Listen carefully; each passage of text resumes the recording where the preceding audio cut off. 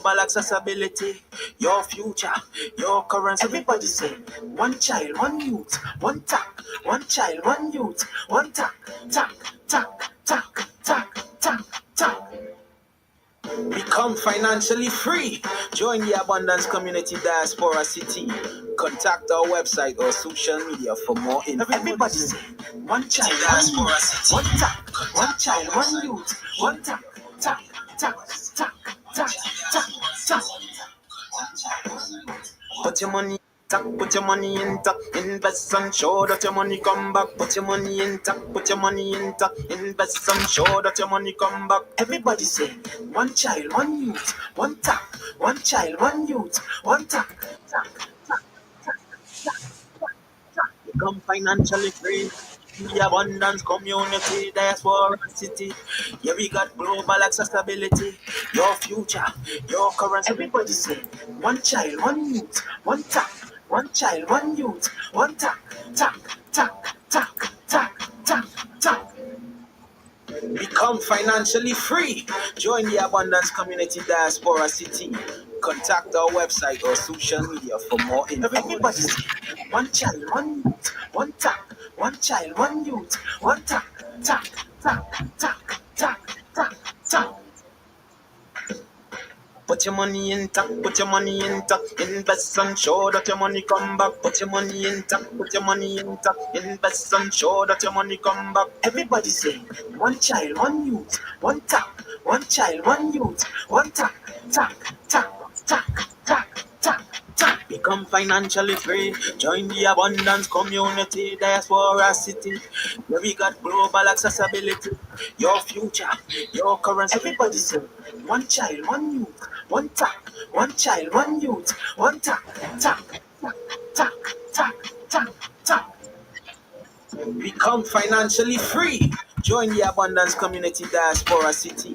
Contact our website or social media for more info. Everybody say, one child, one youth, one tack, one child, one youth, one tack, tack, tack, tack. Yeah, I just sent you the StreamYard link. Eh? Put your money in tack, put your money in tack, invest and show that your money come back. Put your money in tack, put your money in tack, invest and show that your money come back. Everybody say, one child, one youth, one tack, one child, one youth, one tack, tack, tack, tack, tack, tack, tack. Become financially free. Join the Abundance Community Diaspora City. Yeah, we got global accessibility. Your future, your currency. Everybody say, one child, one youth, one tack, one child, one youth, one tack, tack, tack, tack, tack, tack, tack. Become financially free. Join the Abundance Community Diaspora City. Contact our website or social media for more info. Everybody say, one child, one youth, one tack, one child, one youth, one tack, tack, tack, tack, tack, tack, tack. Put your money in tack, put your money in tack, invest and show that your money come back. Put your money in tack, put your money in tack, invest and show that your money come back. Everybody say, one child, one youth, one tack, one child, one youth, one tack, tack, tack, tack, tack, tack, tack. Become financially free. Join the Abundance Community Diaspora City. Yeah, we got global accessibility. Your future, your currency. Everybody say, one child, one youth, one tack, one child, one youth, one tack, tack, tack, tack, tack, tack, tack. Become financially free.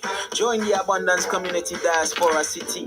Contact our website or social media for more info. Everybody say, one child, one youth, one tack, one child, one youth, one tack, tack, tack, tack, tack, tack, tack.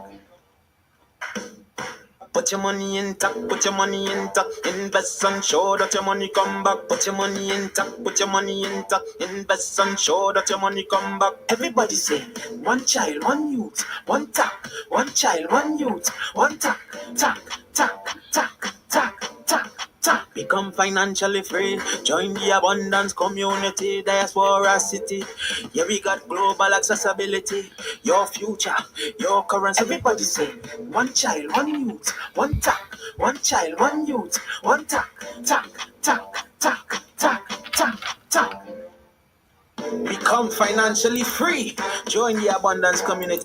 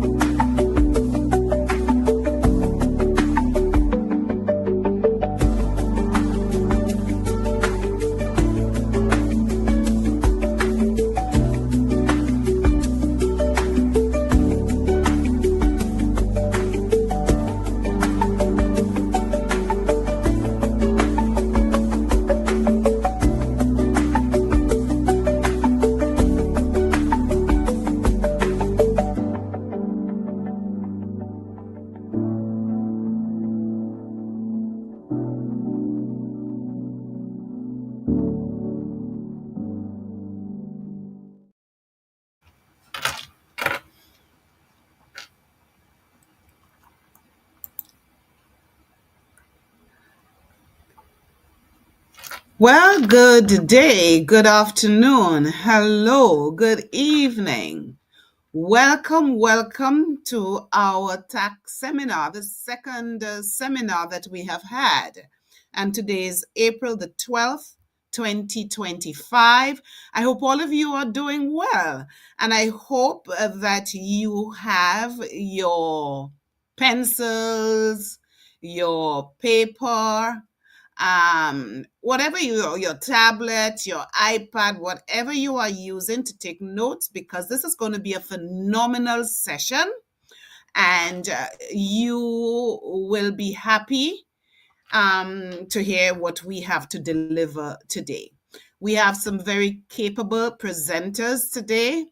Madam Nakiba James, Mr. Joel Carr, Mr. Bled James, and Dr. Boaz Adaramula.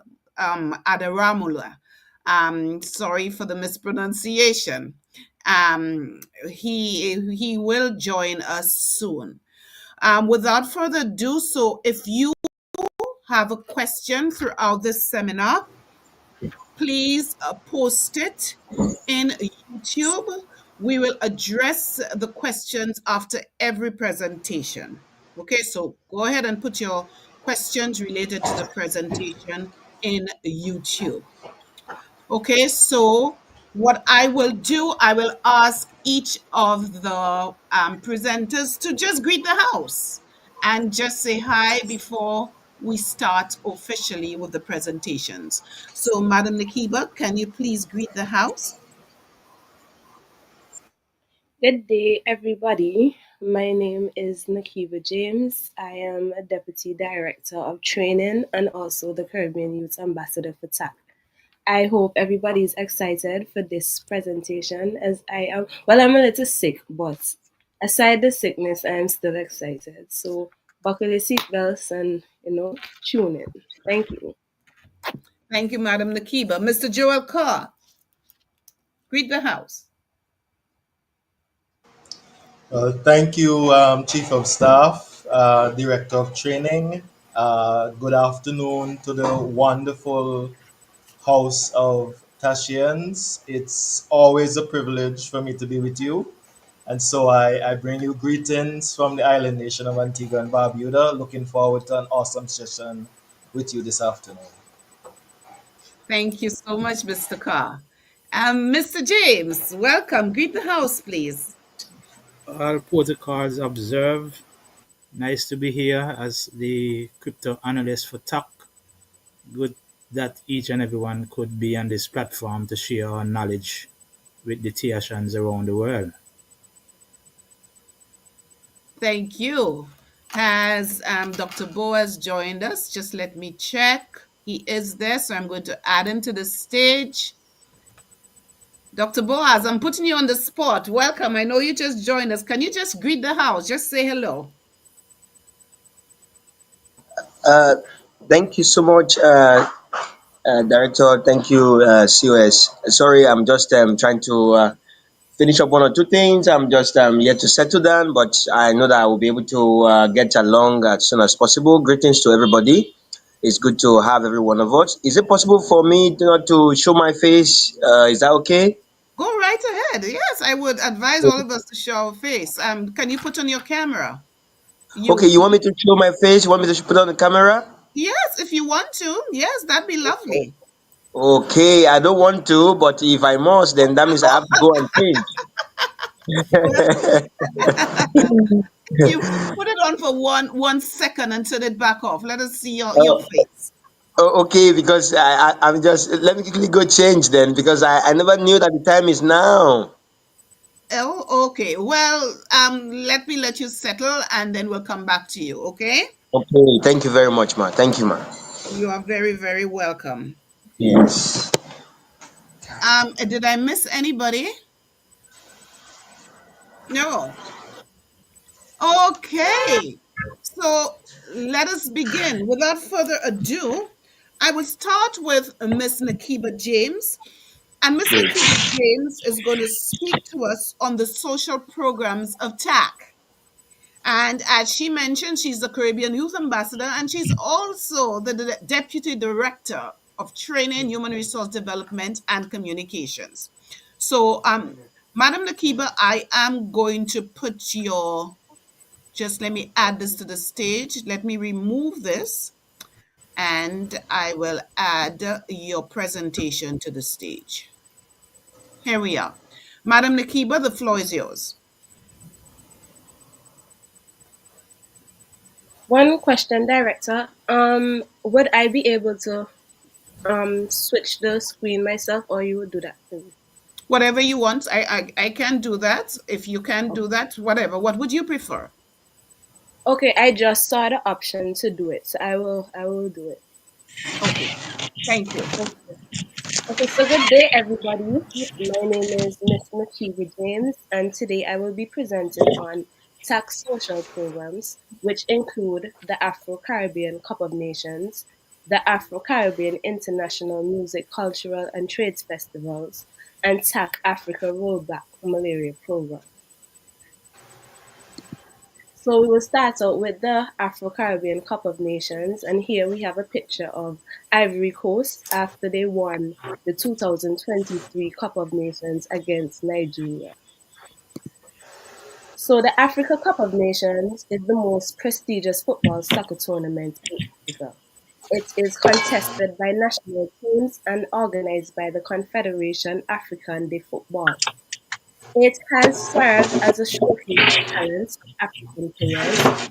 In the 1950s and 60s, the tournament's attacking, entertaining style of play captured the imaginations of African fans and attracted European talent scouts, agents, and journalists. It was first held in February of 1957 in Sudan, where Egypt defeated the host nation in the finals to win the Abdel Aziz Abdallah Salam Trophy, named after its donor, an Egyptian who was the first CAF president.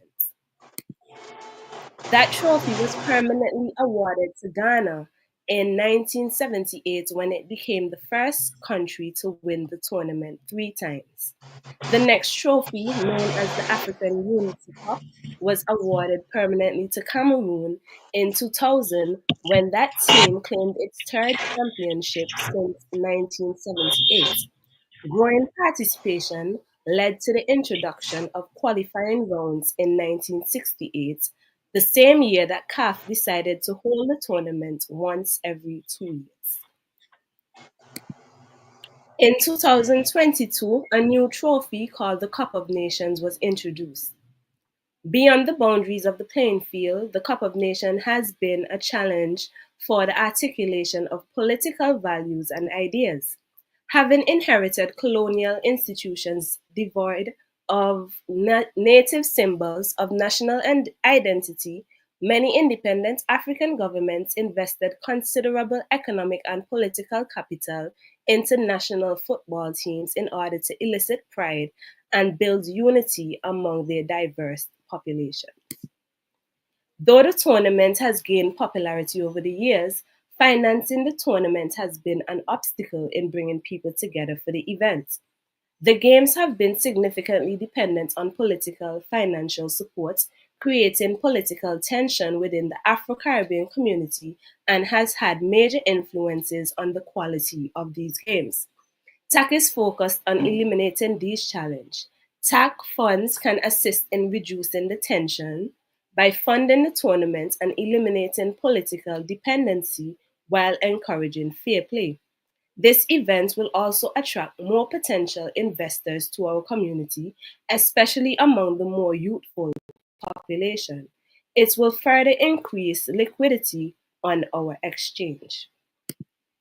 So now we move on to the Afro-Caribbean International Music, Cultural and Trades Festival. The aim of TACC is to bridge the gap between the underinvested Caribbean-African relationship. And what better way to accomplish this than through our shared history, culture, and musical exchanges. These social programs encourage collaborations with various nations to open up new avenues that boost economic and financial growth. It will further act as an eye-opener where TACC and other cryptocurrencies will be viewed in a more positive light.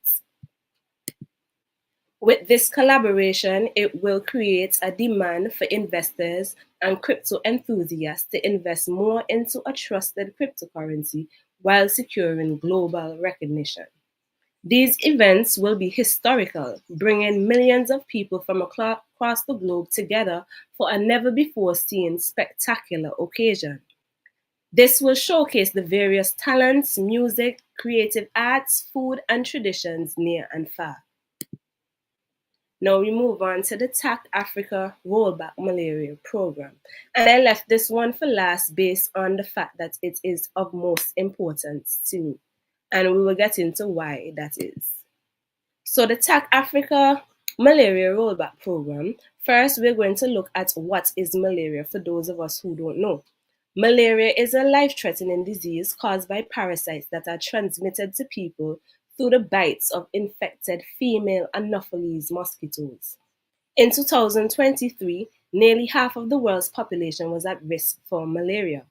Globally, in 2023, there was an estimated 263 million malaria cases and 597,000 malaria deaths in 83 countries. African region was home to 94% of the malaria cases and 95% of malaria deaths. Children under 5 accounted for about 76% of all malaria deaths in the region, and this is according to WHO, who is the World Health Organization. So here I have a diagram showing the transmission of malaria, and you see it starts with the first infected mosquito. But then when I saw this picture, I wondered how the first mosquito got infected in the first place. But apparently they have been, the parasites have been transmitted to humans through gorillas. And then the mosquito bites the person who is already infected with the parasites and become a carrier. So the first mosquito bites the first infected person. And then in that infected person, you have the parasites causing damage to the liver cells and also attacking the red blood cells. And then the next mosquito bites this infected person and then becomes a carrier to transmit the disease to the second infected person, and then the cycle goes on if it is not broken. Symptoms can be mild or life-threatening. Mild symptoms are fever, chills, and headaches. Severe symptoms include fatigue, confusion, seizures, difficulty breathing, liver failure, and jaundice. And we know you would have liver failure because that is one of the main parts that the disease attacks. So now we see how easy it is for malaria to spread, how fatal the disease is, and also we have mosquitoes in abundance. So, there is no way of properly curbing these diseases unless we have a serious intervention. So we look at some of the impacts of malaria, and we look at societal impacts, which includes crippling economies, crushing communities through heartbreaking loss, social burdens on individuals and governments, changes in household behaviors, and impairs in children's ability to learn, especially in children who have survived severe cases of malaria. So in economic impacts, we have reduced economic growth because people won't be able to work. You have people who are sick, absent from the job, decreased productivity based on the same um, not being able to go to work, not being able to be productive, increased healthcare costs and burial costs, and the poverty cycle trap because malaria, one single episode of malaria can push families into poverty based on how much it costs for treatments and cure. Then you have travel and trade bans, which decline in tourism, persons not wanting to invest into a particular region because of the high level of the malaria presence in the country. You have emotional impacts, which are fear and anxiety, anger and frustration and grief, especially if the person dies, stigma and discrimination because nobody would want to interact with a person that is infected with malaria, social isolation and loneliness, and low self esteem. So, those are some of the impacts of malaria. So to date, there has been no significant program that has been able to lessen this burden on the African continent. TAC Africa Rollback Malaria Program aims to provide assistance to various health organizations on the continent where malaria is concerned. TAC aims to further collaborate with humanitarian organizations to help lessen and ultimately eradicating the disease with funds generated from TAC initial exchange offering, which we refer to as the IEU. The decentralized nature of TAC IEU funds has the potential to fund research and finding better cures and treatments for malaria.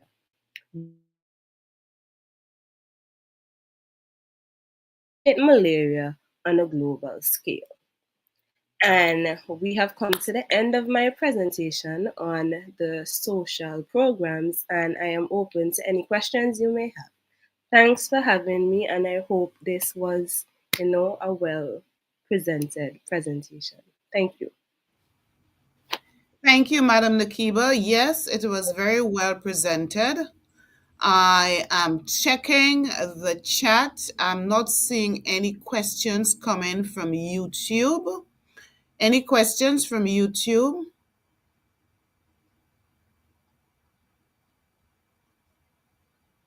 On the social programs of TAC. Any questions from the presenters?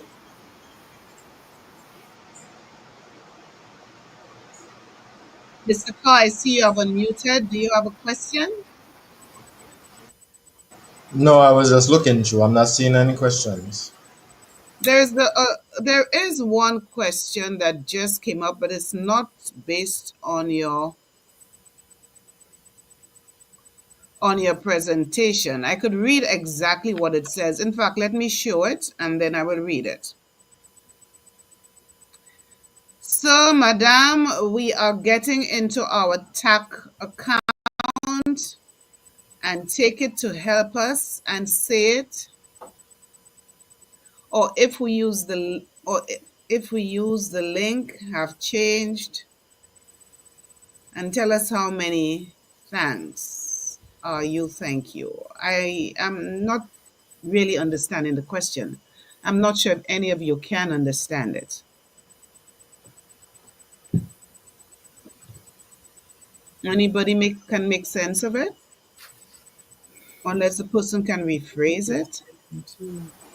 I don't know if they're doing some work in the back office. I think the person is probably saying they can't log in and access their accounts. Okay. Um, What about any of the presenters? Have you tried to log in? I'm doing that quickly now. Okay. Doc? Yes, Mr. James. Yes. Just wanted to talk a little bit about the Afro Caribbean Cup of Nation. Yes.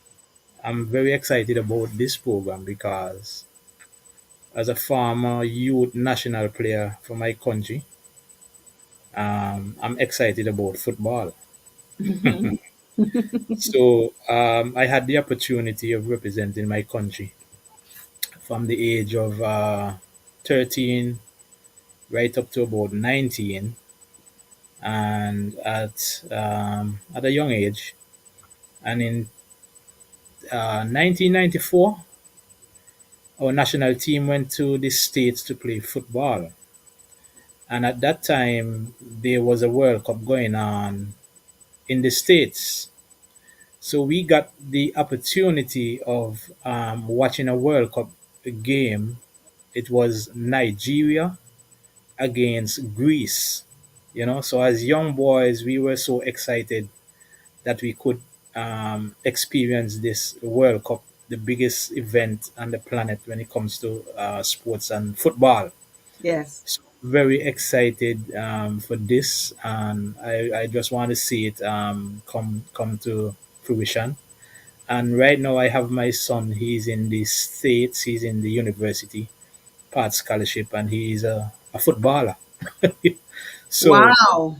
yes, so I'm happy about this. I would like to see this come true because this is serious movements, and it would be very good for our economies here in the Caribbean, and bridging the gap between us here in the Caribbean and Africa. So Yes. I'm excited about that. Lovely, lovely. That's good. Okay, I see a question in the chat from Professor X. I will show it. And Professor X is asking, what is the major obstacle preventing elimination of malaria? Okay, what would like to answer that? I would answer. I think one of the major obstacles for eliminating the disease on the continent is the financial resources available, because malaria is very costly and it affects so many people. So imagine the economic burden that it has on the governments or persons actually trying to push the efforts of eliminating malaria across the global scale. So that's where TAP stepping in, we would eventually generate the funds to assist in this area and actually um, try to curb the disease better with the resources that would be available at that time. Hmm. But that might be a trivial question. Are there no vaccines for malaria? I know when anybody from America travels to Africa, we have to take some pills so that we do not get malaria. I'm not sure if it's a vaccine, but I know it's some pills that we have to take before we leave and whilst we are there. Um, so, isn't there something in Africa, a vaccine or these same pills that the Africans can take to help eliminate that?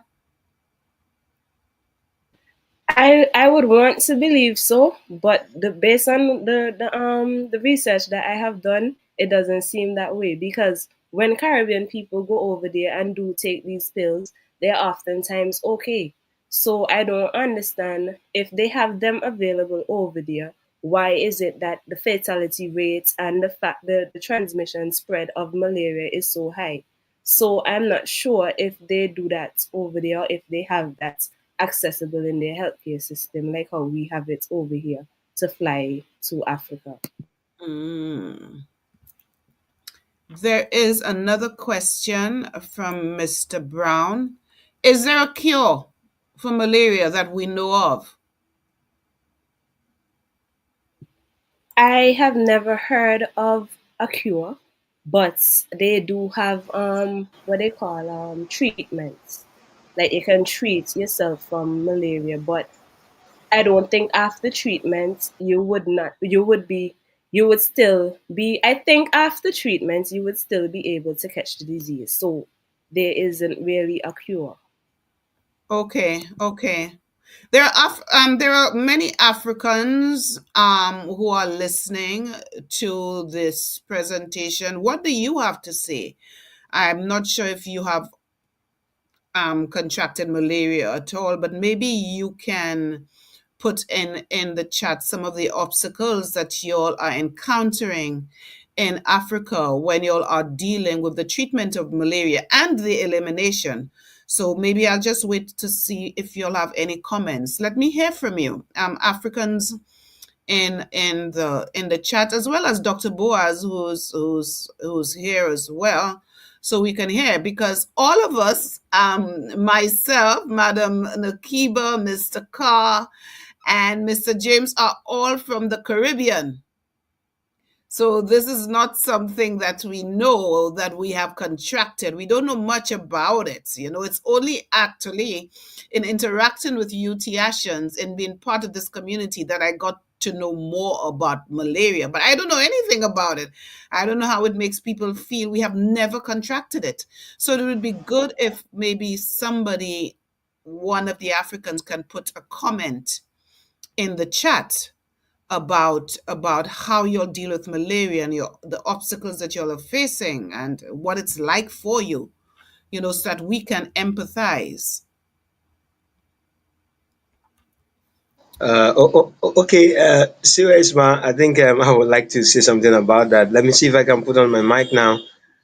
Okay, I don't know if this is good.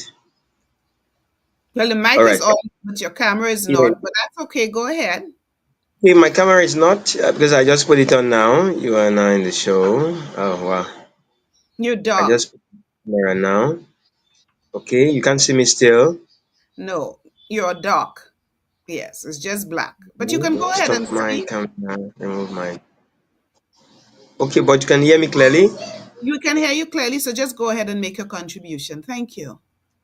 Oh, okay. So yes. So in Africa, yeah, we know that malaria is one of the killer disease, the most deadliest parasite that we could contact, and that's because of our environment, the drainage, the deaths around, and the refuge, and all of that.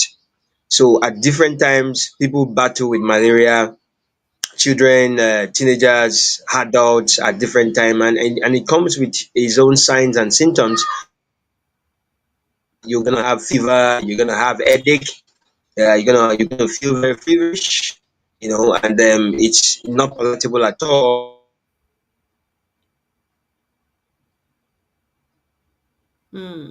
We've lost you.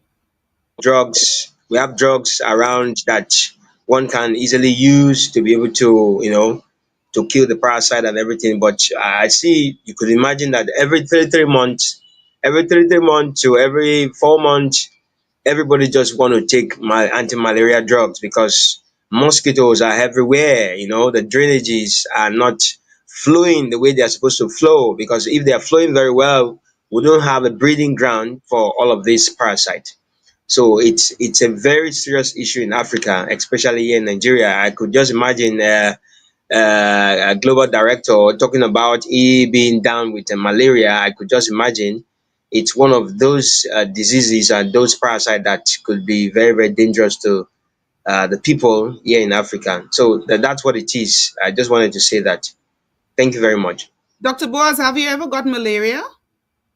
Very well. In fact, I just came out of one recently because, and not that maybe I do really have mosquito bite me, not really, but somehow maybe just one bite of mosquito, you're gonna come down with malaria. Let's say every 6 months or thereabout. But I don't really go to the hospital, so I just know what to do. Just go get Fancida, go get Quatem, and all of those things, and then one is back to his feet.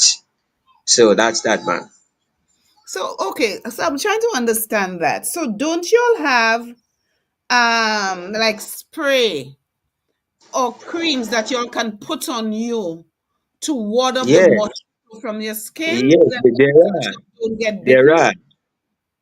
are. There are sprays and there are creams that people do use, but still, because the causative factor, which is drainages, bad drainages, rivers that are not flowing, drainages that are not flowing, so it gives them, we have stagnant water everywhere. We have some of these plants around you, and these are breeding grounds for these mosquitoes. So even when you use the spray, you use the anti-malaria, anti-mosquito, sprays and the likes, they still come back because we're supposed to be dealing with the foundation. We're supposed to be dealing with where the breeding is coming from. That's what's supposed to be tackled. And until when that is tackled, one will still have them in the environment, and it's not going to take time before whatever you are spraying waits off. It's going to take time before whatever you rub in your hands also fade out. And before you know it, the malarias are back. Sorry, the mosquitoes are back. The anopheles, they are back to be able to bite and suck blood and deposit some of these parasites in humans. That's that, man. Okay, so there are two other questions and a comment. So Professor X says, anyway, is there any way that we can isolate the mosquitoes from the people? Examples, places where they breed, such as water, giant nets, or giant nets, I guess, to protect. They all sleep with mosquito nets, Yeah, and giant fans yeah. to blow them away. Yes, yes. So like I said, the first thing is to take care of the causative effect, which is the breeding, where they breed, where they multiply, which is those stagnant water. We make sure that our gutters, our drainages are clear from, debris. Sometimes you see neighborhoods go through their debris into the gutters. So when rain falls, there's a lot of blockages and stagnant water everywhere. So if we could take care of that, then we're going to solve a lot of the problem. Yes, there are mosquito nets here and there. We have several around us, but still, because the mosquito is still there, any little chance, any little holes in the net, you see them coming into, and beat the people that are in those environments. So it's possible, and I think it's something that the government have to look at. But they create roads and they don't create drainages with some of those roads, and these are very, very key things that they need to look at to be able to stop or elevate the spread of those malarias through these mosquitoes that come around. Okay, so and I think you've answered the next question then from Jackson. Mr. Jackson, he wants to know if there is any way they can eliminate mosquitoes in Africa. So I think you have answered that. Is there Mm. another question, Dr. Boaz? Are there any what is the difference between the African countries? Are there some countries in Africa that do not have the problem as severe as other countries in Africa? Would you say there are particular countries in Africa that do not have that malaria problem, and which ones would have it worst? Okay, well, Africa generally, because of our kind of weather, because of the deserts, the forests that we have around us, most of the countries in Africa do have that. But it's just what we have been talking about. What are the leaders doing? What are the government doing to be able to alleviate these things? It's everywhere, but because you can imagine in the US, there should be malaria, there should be mosquitoes also. But because of what the government did to the people, did in the environment, the infrastructures, they do drainages whereby even the drainages are closed and is not open like what we have here. You see, so these are the factors. So everywhere in Africa we have these things, and where we have leadership taking place, then the numbers of mosquitoes that we have in those environments are very, very, reduced to its barest minimum. And you see that maybe if just a few or not at all anyone come out to complain of malaria or mosquito bite and the likes. So I think it still has to do with leadership, the people, the government, the politics, how they are able to look at their people and be able to give them this, these normal amenities, these basic things that they need, the good roads, the drainages, the electricity. Right now we're still battling with electricity. You can imagine, you put on generator for too long, you're taking a lot of money when you could just easily have this electricity from the government. So it's still about leadership. So when there is good leadership, then you could bet it that malaria is not something that they should be battling with, because all of the measures to keep malaria, to keep mosquito away, yeah, the things that the leadership are doing. But in Africa, just like where there's poverty stricken, the developing countries, definitely we do have this malaria, you see, because of all of these things. Yes, yes. Madam Nakiba, Mr. Carr, and Mr. James, we in the Caribbean, have we ever had malaria? I know we have a lot of mosquitoes and we have dengue. I know, but have we ever had malaria? Well, I know. Back in the day in Antigua, we actually have had cases of malaria, but we still have the mosquito present in Antigua. They live in ponds and so forth. But I think the disease was eradicated a long time ago in the Caribbean. They say the only country in the Caribbean that still has malaria as an epidemic is Hispaniola. They still face malaria crisis, but the vector has not been able to what we would call it, to migrate to other countries then to spread the disease. So it's actually in Hispaniola as part of the Caribbean. Doc? Yes, yes, Mr. Yeah, James. the key factor is the underdevelopment of Africa and actually Hispaniola, Haiti. When you have these countries that are not developed, that is the problem. Where you don't have drains and stuff like that. As a builder, it's very Yeah. important. We have drains that we can lead these things to ponds, and we have water not settling in areas and stuff like that. And this is very important. So it's the underdevelopment of these countries that is causing these diseases. You Mm-hmm, know. And Haiti is one of the poorest countries in the Caribbean. Yeah, yeah. By design. By design, I like that, by design. Okay, you did an excellent job, Madam Nakiba. Great discussion.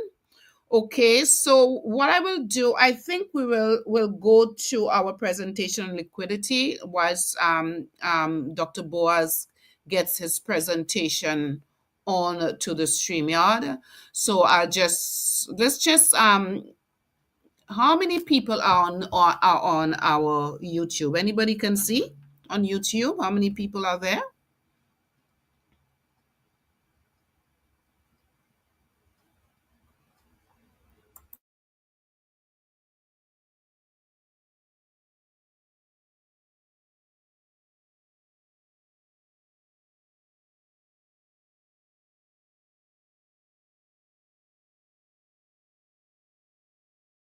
$31 persons watching.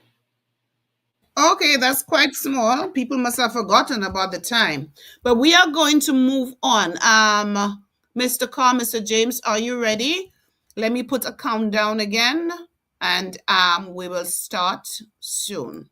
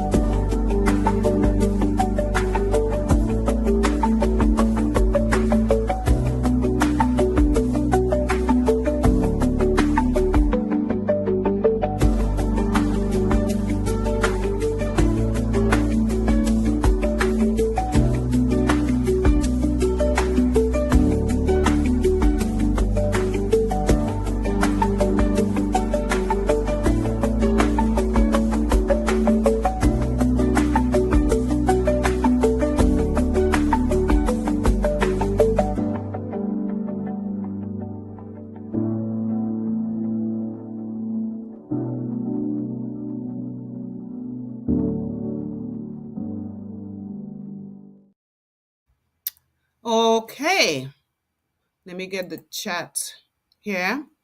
Okay, yes, I see Mr. Victor's in the house. Welcome. I see Mr. Ripper is in the house. Welcome. Mr. Jackson, Mr. Derek, Professor X, welcome.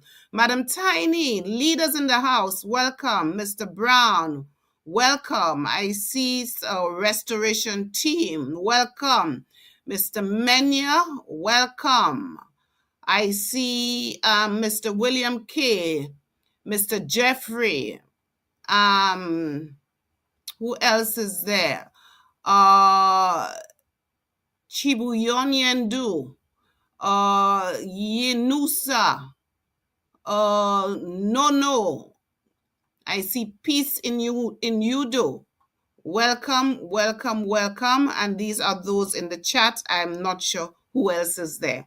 So without further ado, our next presenters, we're gonna have them working in pairs today in this presentation.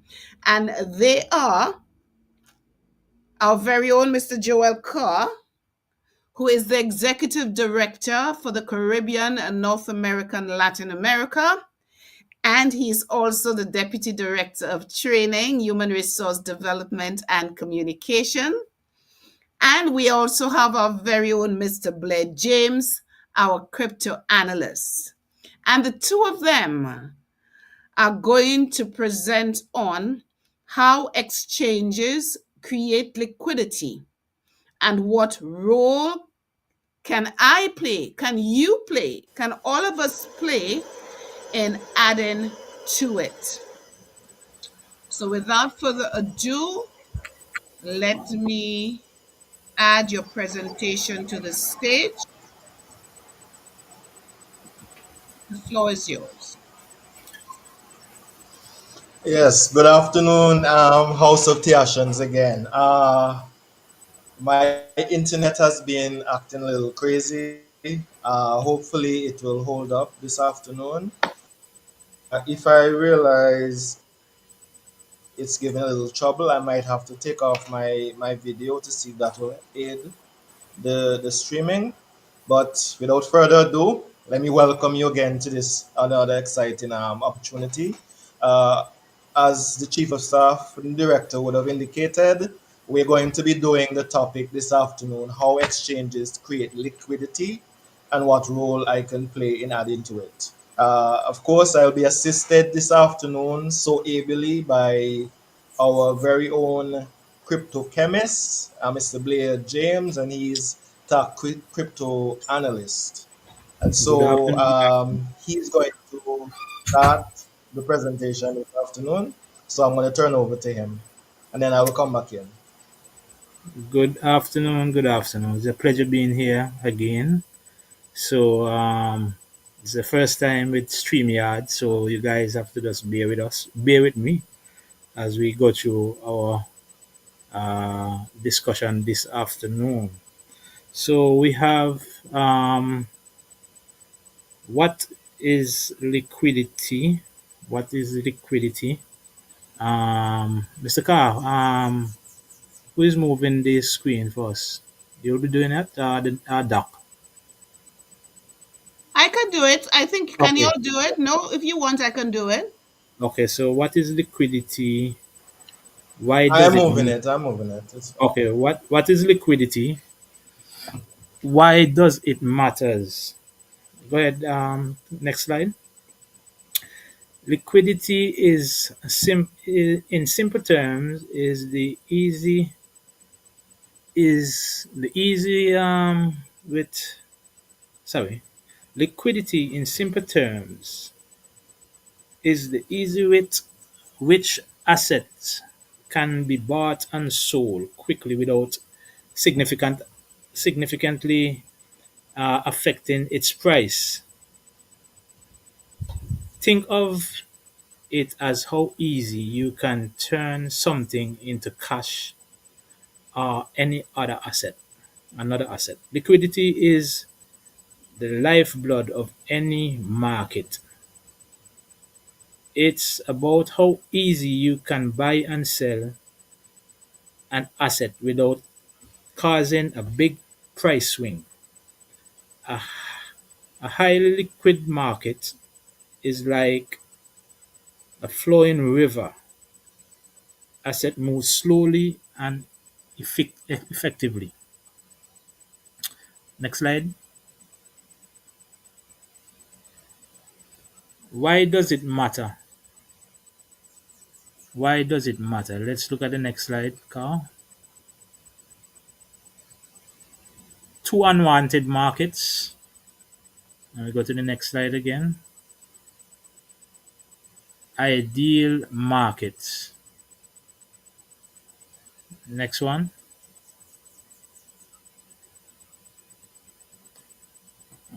Points to note: stable price, less volatility, fast transaction, efficient trading,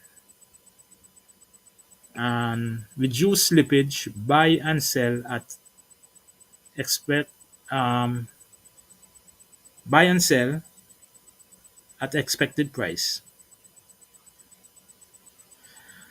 Attract traders, a more reliable market.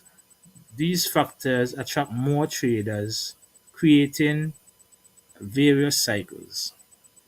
Next slide. Um, Technical foundation for liquidity. You have other books where you have this. When you go on any exchange, you will see these numbers where you have the buying and selling. Explanation: the order book is the central record of all outstanding buy and sell orders for a particular asset.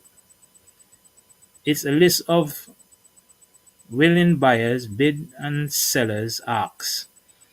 At the heart of any exchange is the order book. This is continually updated list of all buyers, bid and sell asks orders that traders have placed. It's the core data structure that enables price discovery. Next slide, Carl. Um, Matching engine. Next slide. You can see the breakdown there. Next slide. Explanation. Matching engine is the software that continually scans the order books and matches compatible buyers and sellers orders executing trade. The matching engine is the brain of the exchange. It continually searches order books for matching buy and sell orders.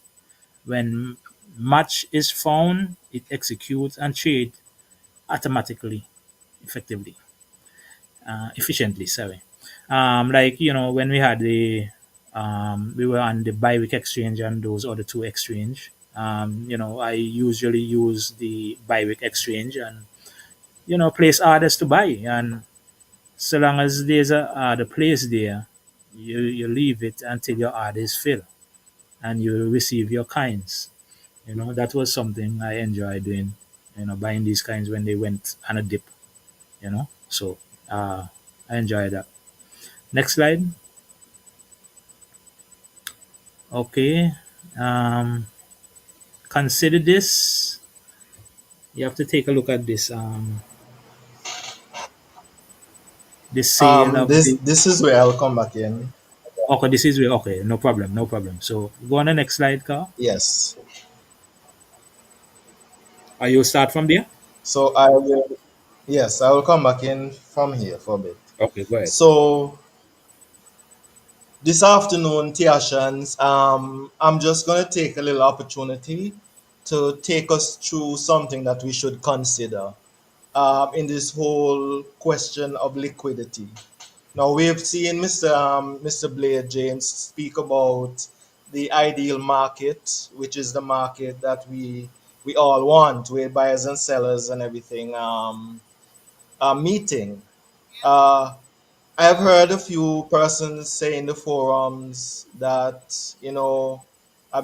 TAC would have had a soft cap round, a hard cap round, where we would have been raising funds.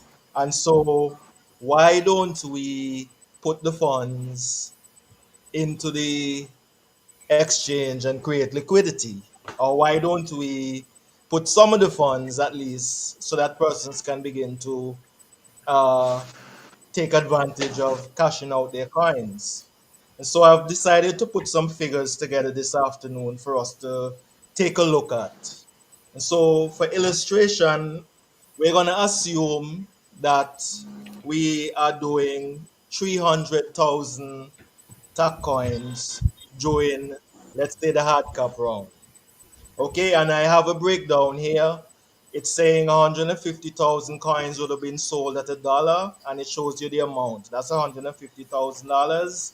100,000 TAC sold at $5, 500,000, 20,000 at 7, 140,000, and it goes right down to $20.50, 102,500, for a grand total of 1,192,500 would have been raised during this round.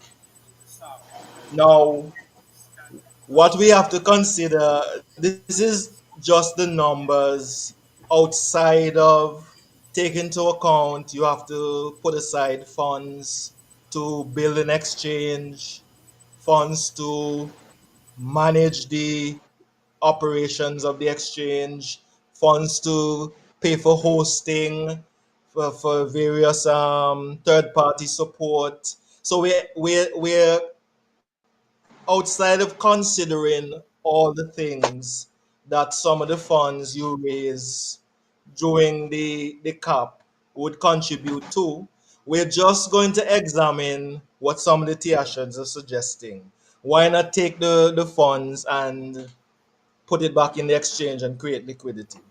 So we have raised, let's say we have, for illustration, we have raised $1,192,500. We sold the coins at $1, at $5, at $7.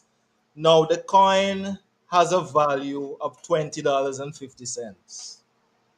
And so if we're going to be purchasing the coins now, let's say admin was to start to buy back coins, provide liquidity with the funds raised, even if we were to put all the funds raised, the $1,192,500 raised, at $20.50, the admin would only be able to buy back 58,170 TAC coins. So consider that. Buying back at the current price, only 58,000 TAC could be purchased back with all the funds that were raised. And so that would leave over 240,000 TAC coins with using the monies that were raised. Remember, we're not talking about building the exchange or any of that. We're just putting all the funds back to buy back coins at the current price. And so we can appreciate that this is not sustainable. It doesn't make mathematical or economic sense for us to have an expectation that we can expect the admin to simply take all the funds raised and put it back into the exchange as liquidity, because only 58,000 coins can be bought back at current price. So what happens to the other 241,000 TAC coins that Tiashans would have sitting in their wallets? How would those coins be liquidated? How who would So we have to appreciate that more has to be done. We have to be bringing in other mechanisms to attract persons to the exchange, to create new investors, new buyers. If we go back to the marketplace, we will have an appreciation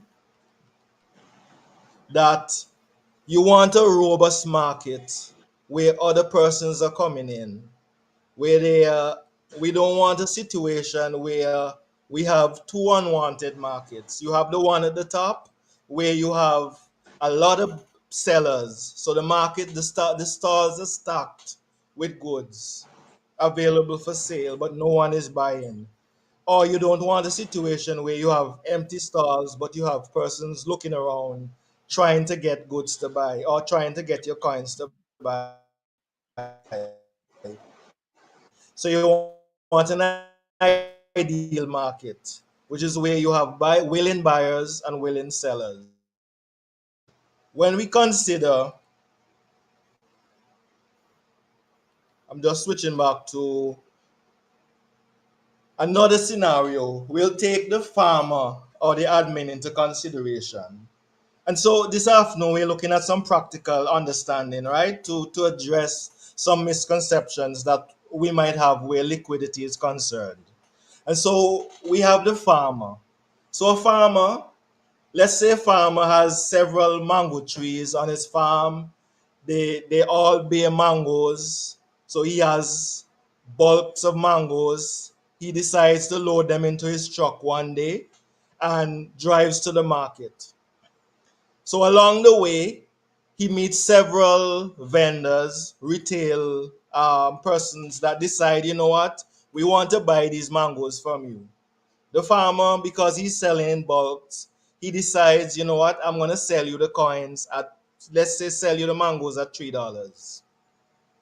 So he sells to the retailers at $3 and he continues along his way. They also go to the marketplace now to try and resell their mangoes. Later gets to the same marketplace and he sees the same vendors selling the same mangoes that he sold them earlier for $3. Now, if this farmer was to decide for whatever reason that he is going to buy back the mangoes he sold earlier to these vendors, who are now selling the mangoes for $5, for $7, for $10 a pound, when he would have sold it to them earlier for $3 a pound. It does We have to ask ourselves, which farmer would ever do that? Because it makes no economic sense that he would have bulk sold the mangoes earlier at a cheaper price, and then he's going to now at a later time buy back those same mangoes from the persons he sold them to earlier for a higher price. He is now going, not the monies he would have collected from them earlier are not going to be enough to buy back those mangoes. He's going to have to find monies from other places to add to that money in order to buy back those mangoes. And to what end would he be expected to buy back those mangoes? And so what naturally has to happen is that these retailers, these vendors, are going to have to come up with mechanisms to advertise their mangoes that they would have bought to attract persons. They're going to tell their friends, their families, I'm going to be selling mangoes. These mangoes are sweet, they're sun ripe. And so the concept is that it's going to be expected that the retail vendors are going to look for other customers to sell their mangoes to. They're not gonna, they're not, they, there never is an expectation that the farmer or the wholesale distributor would be the one that has to do the buyback, because it does not make economic sense. It does not add up by way of the numbers. And so it's to dispel that notion that all that needs to happen is that the admin or the farmer, and of course we know we're referring to an analogy to show is the same thing with TACC coins. You have the admin would have sold TACC coins at various prices along the way, at $1, at $5, at $7, $10, 15, and now the price is at 20.50, and how monies would have been raised. And there are some that expect that the admin should take those funds and buy back the TAC coins at the current price in order to be the one to create liquidity on the exchange. And what we're saying this afternoon is that from an economic sense, from the sense of the figures, from a business sense, it cannot be sustainable or expected that that is how the exchange is going to operate. Because as we see by the figures, only a fraction of the coins then would be able to be liquidated, and only a few persons. If we think TAC has over 100,000 persons, let's say 300, let's say 30,000 of those persons want to buy back, want to sell their TAC. We're having a situation with less than 60,000 TAC being able to buy back. Each person would only be able to sell 2 TAC, and 60,000 coins would have been exhausted. And of course, if we're taking a portion to run the exchange, do expenses, this figure gets even less. And so, what we're trying to get persons to understand by how exchanges come up with liquidity, and as we go into the next section, for us to understand how we can contribute, because we have to look beyond the admin. We have to look beyond the admin for the means by which we're going to sell our coins. We have to be looking at means that we can attract new buyers through various initiatives. Some are going to, of course, be put on by the admin and by the exchange and the leadership. But we all have to recognize that we all have a role to play in attracting new uh, buyers to the marketplace. Because if you're selling something, you ought to have a vested interest in attracting persons to buy it. Okay? And so Mr. Blair James is going to come back in to speak about some of the initiatives that we could use to help to bring that about. All right, my brother. Good explanation on your end. Um, what role can I play in adding liquidity to our exchange? Share TAC with friends and families. Promote TAC on social media platform, WhatsApp, Facebook, YouTube, etc. Create and distribute simple informational materials such as a flyer, fact sheet, etc. Next slide.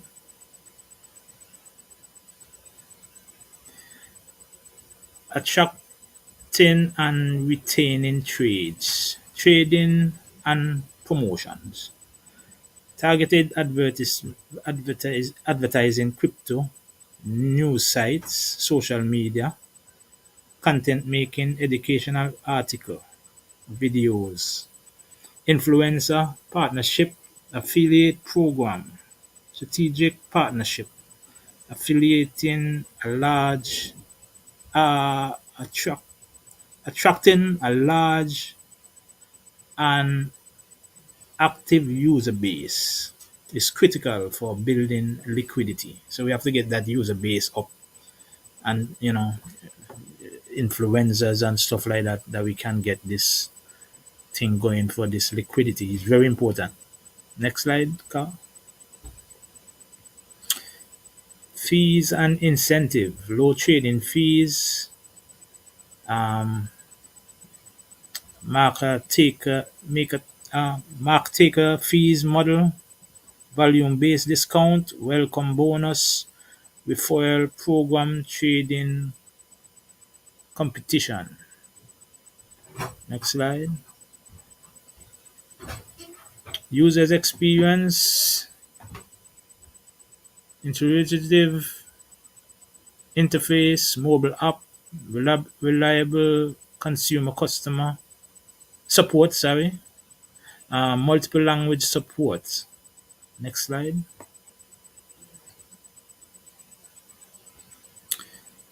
The role of market uh, I could makers. come in here again, You want to come Mr. in there? James. Yeah, Yeah. yes, no problem. So the role of market makers, so far as exchange is concerned, they play a role where they are specialized traders that provide liquidity for an exchange. So they are constantly placing buy and sell orders on the exchange. You remember earlier when we spoke about the order book and the matching engine. These two things work together to constantly execute trades. And so market makers are something that can be invited to our exchange down the road to help create liquidity. You can form partnerships. He was mentioning some of the incentives that can be used to attract um, these market makers to our exchange, where they will invest and create liquidity. So they will constantly be placing buy orders and sell orders so that we can attract customers, attract more persons to the exchange. Just to back up a bit, it's very. I just want to stress over again the points that Mr. James was making. We are the ones that have invested in TACC. We understand the mission and vision, and as I would have spoken about previously in other forums, we may not all have the same mission and vision in our minds as to why we would have invested in TACC, and that's fine. But one thing we can all appreciate is that if you have a good or product, you are going to want somebody to be buying it. That's just the bottom line. We have TAC coins on an exchange and we're going to need persons to buy them. And so we all have a responsibility. So the role that we can play in helping to add to this liquidity is that we all have families, we have friends, we have associates. We are all a part of various social media platforms, whether it be WhatsApp, Facebook, YouTube, TikTok. We all are a part of this global community. And what we're suggesting this afternoon is that if we understand that our mission at the very basic, at the very core, is for us to be able to can sell our coins, to be able to can exchange our coins for fiat currency, is that we creates the marketplace and creates the environment for this trading to take place. That we all have that responsibility to help bring the new buyers to this marketplace. And so we're saying share talk.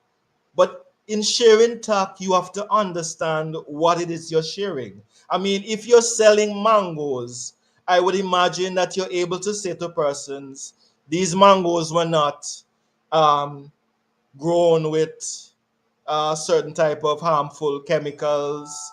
They would have been sun ripe, so they pick right off the tree, ripe, and not pick green and set up so that they don't taste good.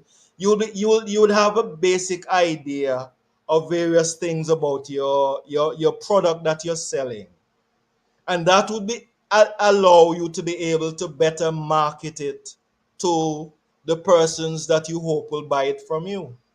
And it's the same thing with any product. Knowledge about your product is important, it's paramount.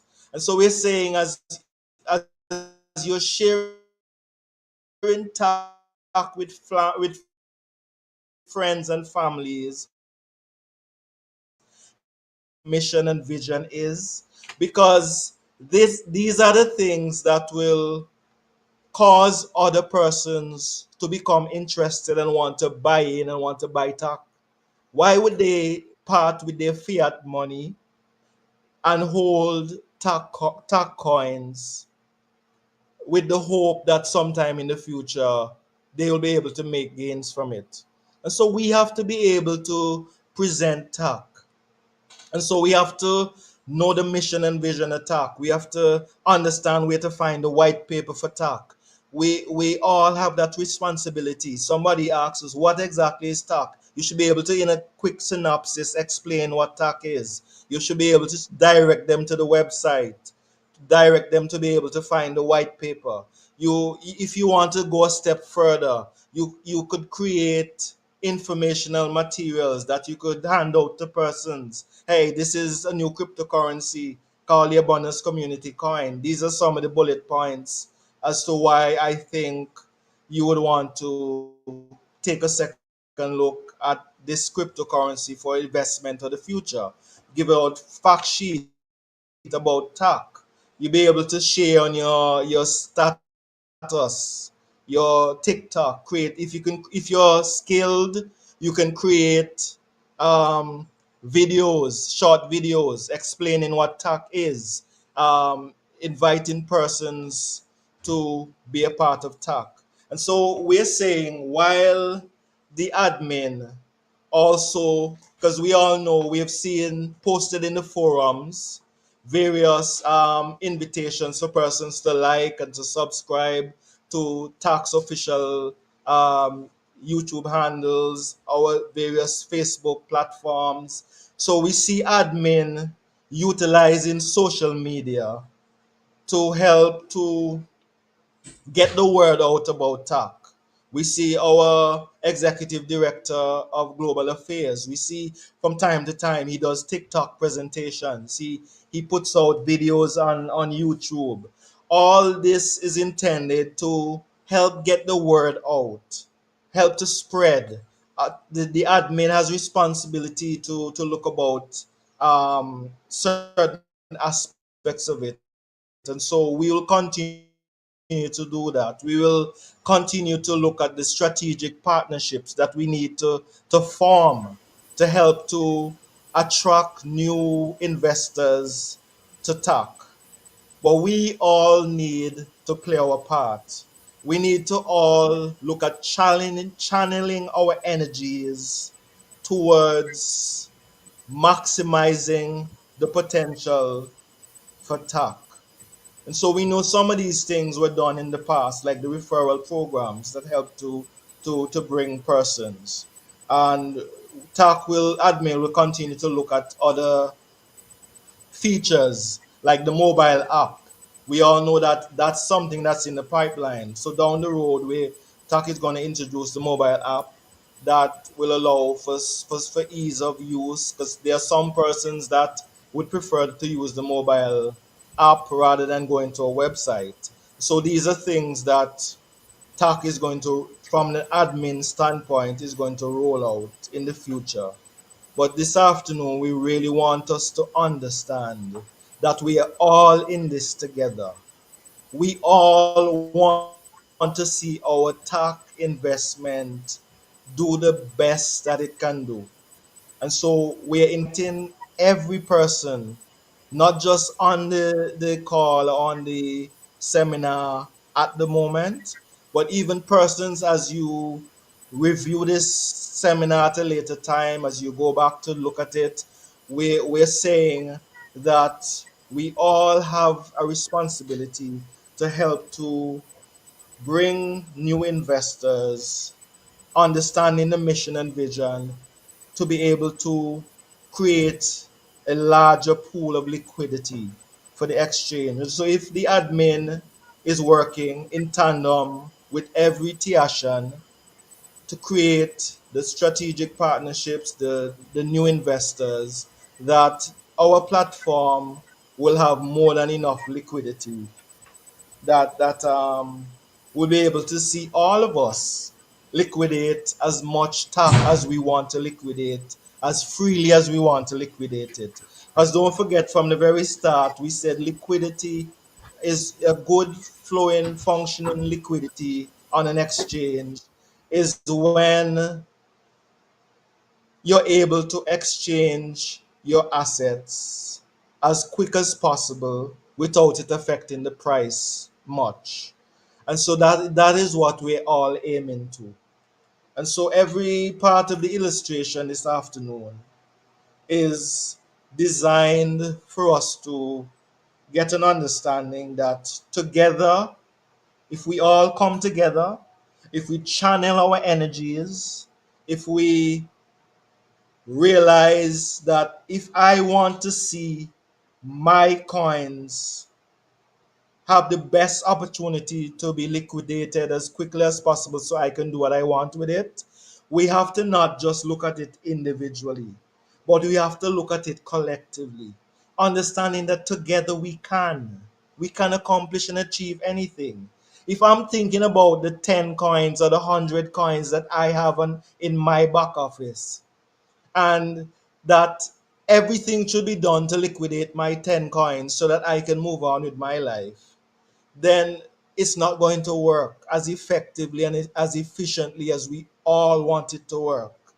Because as I showed in the example, even if we were to raise $1 million and we were to go about liquidating coins, only a fraction of the coins could be liquidated by the TAC admin, and it will not be sustainable. And very shortly, as we start, the liquidity will be consumed, and we'll all be looking around with coins that cannot be sold to anyone. So let us put our hands to the wheel. Let us take the time to understand what is it that admin is trying to accomplish. We would have spoken about all the initiatives that Mr. Abundance would have been working tirelessly with, the energy initiative, the banking initiatives. All these things are designed to attract new investors, to create lasting partnerships that will be able to attract new investors. All of it is the intention from the admin's end is to create that environment that we could have the kind of success that we want. So we appreciate that everything isn't where we want it to be. The exchange is not functioning as we want it to be. And the admin is working on that. We are committed to that. We are currently working towards expediting that process. And so what we're asking each and every Tiasha, each and every listener, each and every person that's interested in seeing the mission and vision attack realized, or just seeing the investment liquidated in the best possible way. We're saying to us this afternoon that we all have to get on board. Let's refocus, rechannel our energies. Let's get the word out. Let's invite and bring persons to our community, because it is these new investors that are going to help to create a sustainable environment as we continue to move forward. And so that is in essence what we wanted to share from the perspective of liquidity on the exchange this afternoon. And I turn back over to Chief of Staff. Wow, I would have loved you to continue. I was really engrossed. I mean, I I am just listening, and I mean, Tiashas, do you hear this? Our eyes opened. Did he strike a nerve? All of what was said here in this presentation is so important. And Mr. Carr, I love the figures that were used in this presentation. Where you had the 3,000 TAC coins, it made quite a lot of sense. And so I want to open the floor. There have been comments in YouTube. Somebody said, Mr. Victor said, plenty of thanks, their boss, JC. Another, let me show it. Another one said, the speaker knows what he's talking about. We need people of this kind. Thank you. And so, Tiashans, ask your questions about liquidity. That's a very good presentation. And possibly, I wish there was an avenue whereby we could chat in StreamYard's presentations, but we can't. And so, what I would ask you to do, possibly, if you can put in the chat, what can you do? What and Mr. Carr gave lots of examples of what we can do as a community to increase liquidity. And last week, remember, I gave a presentation. My part of the presentation is how we can use what we have to achieve the mission of TAC. What can you do to increase liquidity based on what the examples that he gave? I don't know if you can put up that slide again, Mr. Carr. What we can do based on what he has said in that slide. Can you put in as a comment on YouTube, what can you do? What do you think you can do? What role can you play in adding liquidity to the exchange? Can you put some examples of what you can do? And maybe you have an idea that is not there. Maybe you have an idea. Put it in the chat. Let me see who can rise to the occasion. Let me add Chief to the stage.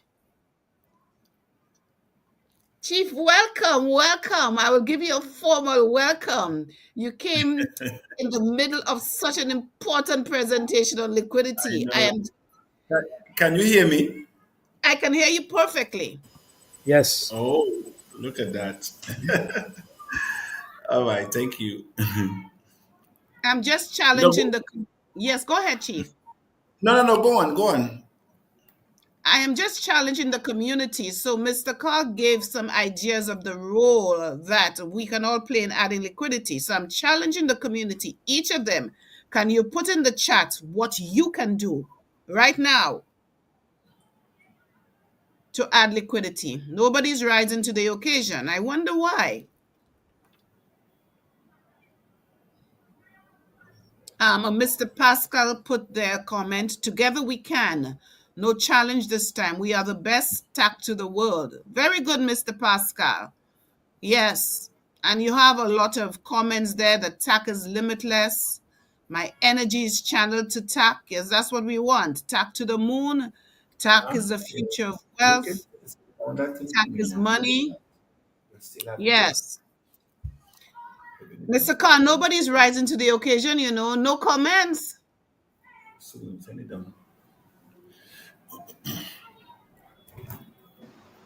Well, even if they're unable to think about them currently, think about them. Think about what has been shared.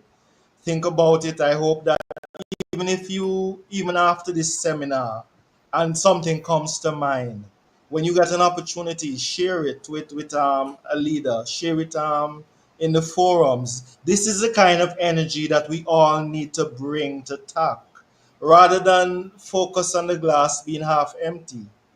Let us take more time to focus on it being half full. Be more optimistic. So if you think of an idea, share it. Cause an idea to spread like wildfire throughout the community, as opposed to negativity. So I invite us, even if you're not thinking of something at the moment, think about it even beyond the seminar, and you can get to a leader. You can take an opportunity in the forum and share, so we could all see how we can channel our energy towards attracting new investors, attracting new persons to our community, so that we could all contribute to increasing liquidity for our exchange. Well said, Thank you Mr. over again. Well said, Mr. Carr. I saw some people are rising to the occasion. So Jacinta Daly said that she will share TACC with friends and family and promote TACC on social media platforms. That's something that she can do. I see a Mr. Derek Benter saying TACC is life. So communicate that then. You believe that TACC is live. Communicate that to your community, to communicate that to your family. Professor X says that he will continue promoting TACC as the alternate financial solution to a dying fiat currency. And it is dying. Look at the American dollar. The American dollar is crashing. So yes, Mr. Professor X. Mr. Pascal, again, he has been in TACC since 2020, and he has no doubt about TACC. Beautiful. Madam Elizabeth says that TACC is the ultimate solution. Great. And we all believe that. So communicate this.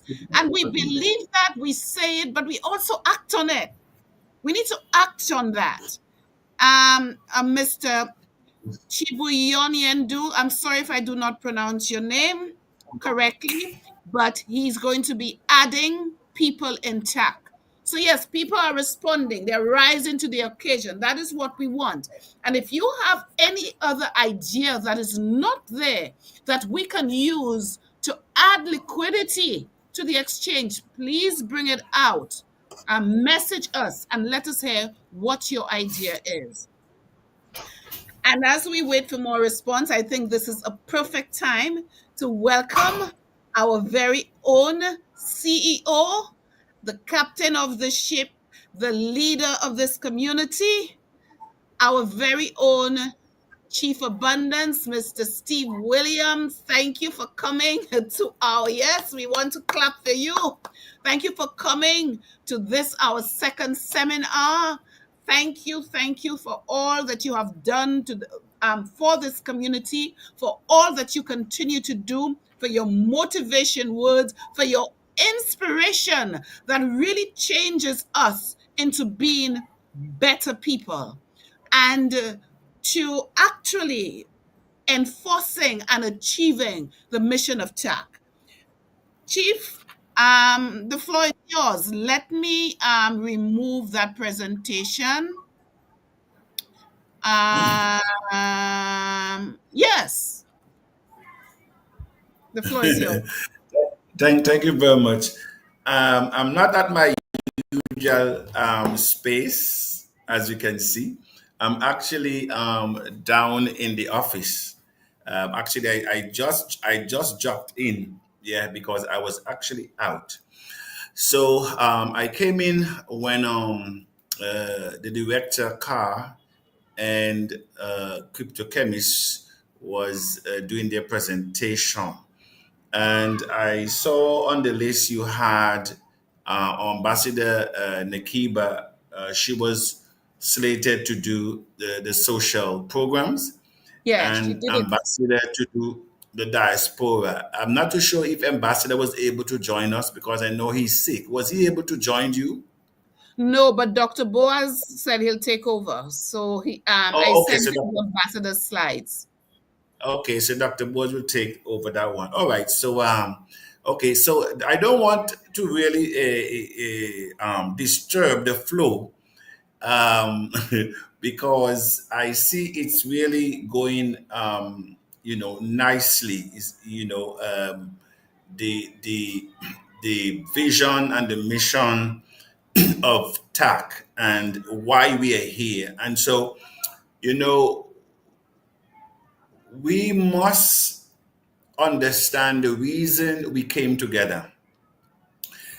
In spite or despite of what we are actually experiencing. And I reference in one of my audios that when Joseph was going through his ordeal, he would have never thought that it was preparing him to save the world. Because at that time, Egypt was the world. Believe it or not, Egypt was the world. And what good could he ascribe or appreciate um, to the infinite? Because don't forget that Joseph, son of Jacob, who wrestled with God and succeed.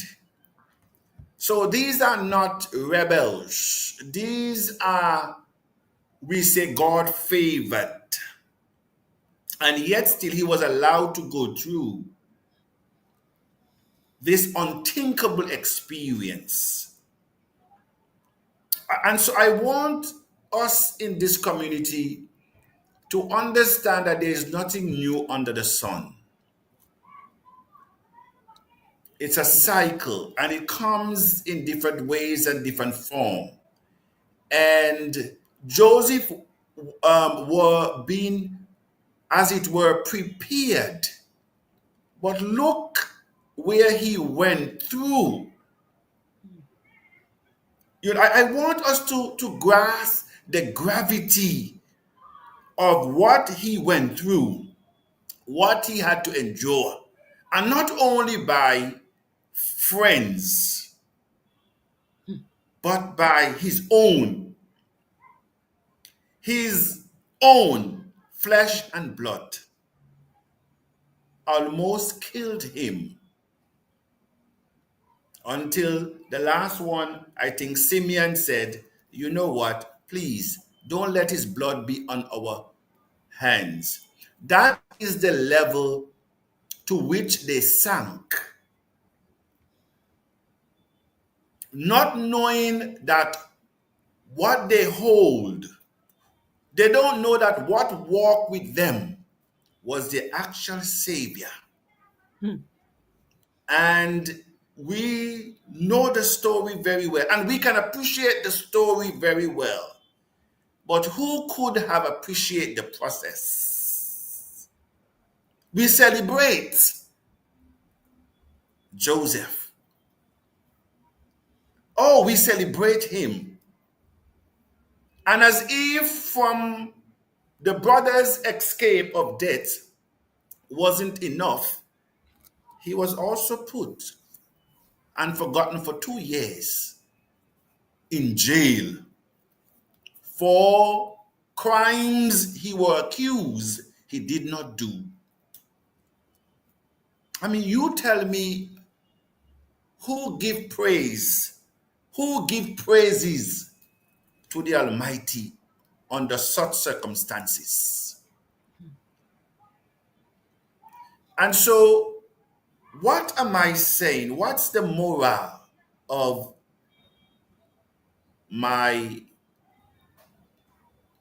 depiction of Joseph? Is that what we're going through, the challenges, the setbacks, the uphill moments,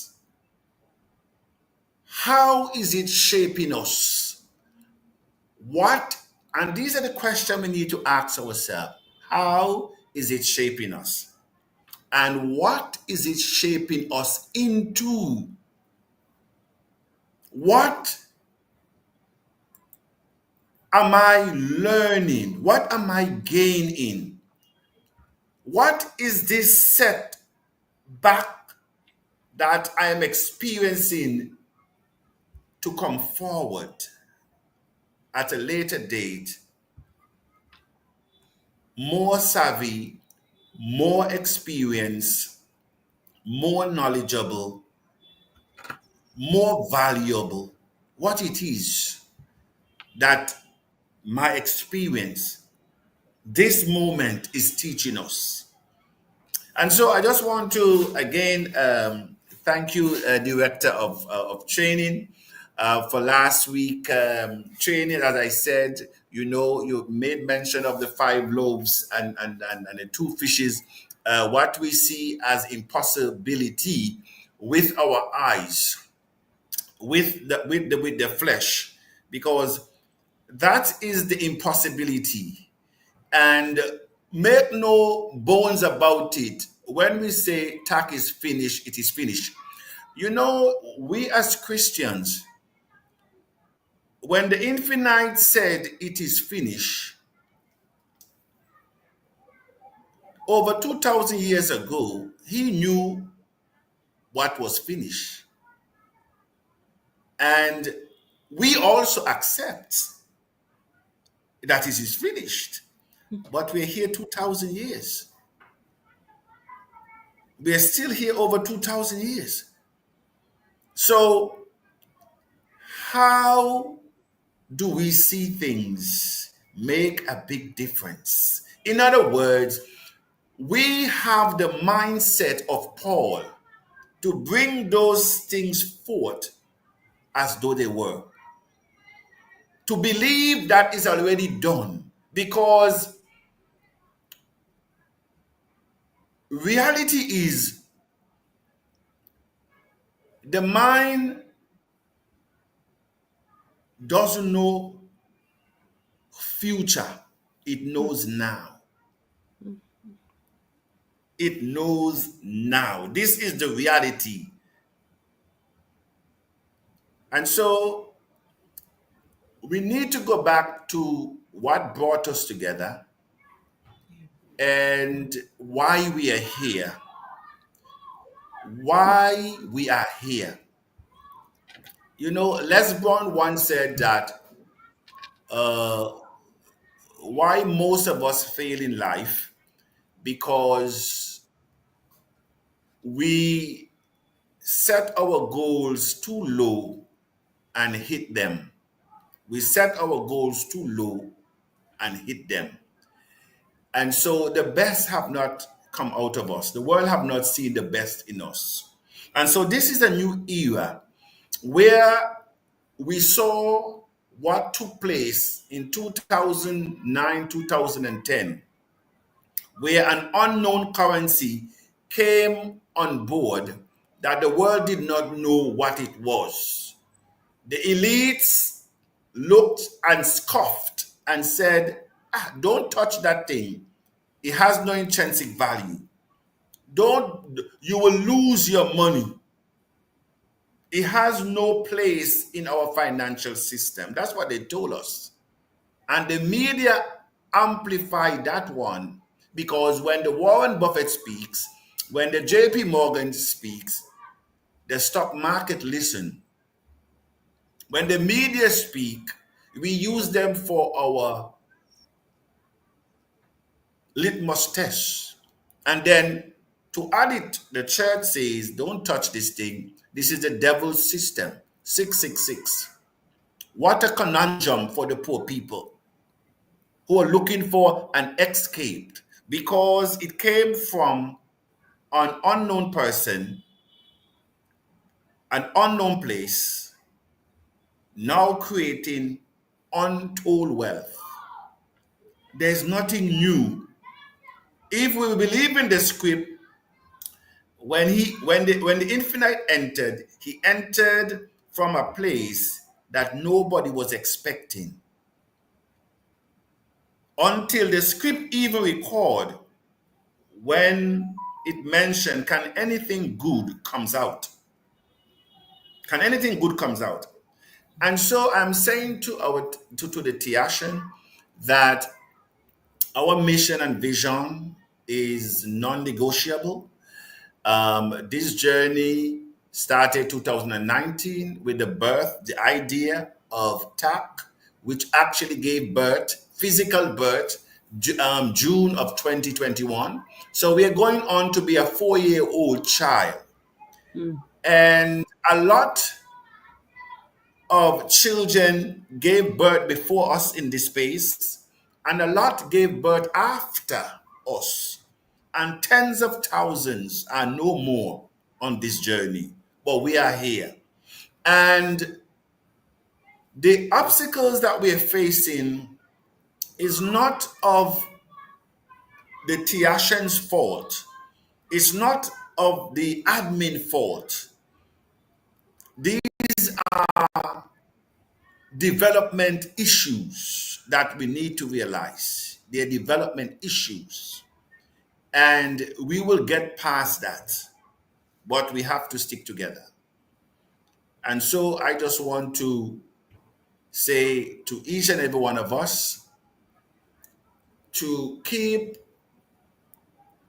the TACC vision, its mission alive. because no one is coming to help us. You look around in your countries and you show me any mission and vision that can be compared. This thing is huge and it should frighten all of us. The mission is huge. When we talk about the diaspora city, open up economic channels from Africa to the diaspora, when we talk about industrialize Africa, industrialize the Caribbean, because you cannot really grow an economy except for industrialization. When we spoke about the Rollback Malaria Initiative, when we talk about, the Afro-Caribbean Cup of Nations, where the Caribbean and Africa can meet in a country in Africa or the Caribbean, all the countries wearing TACC t-shirt. You're talking about creating liquidity. You're talking about create awareness.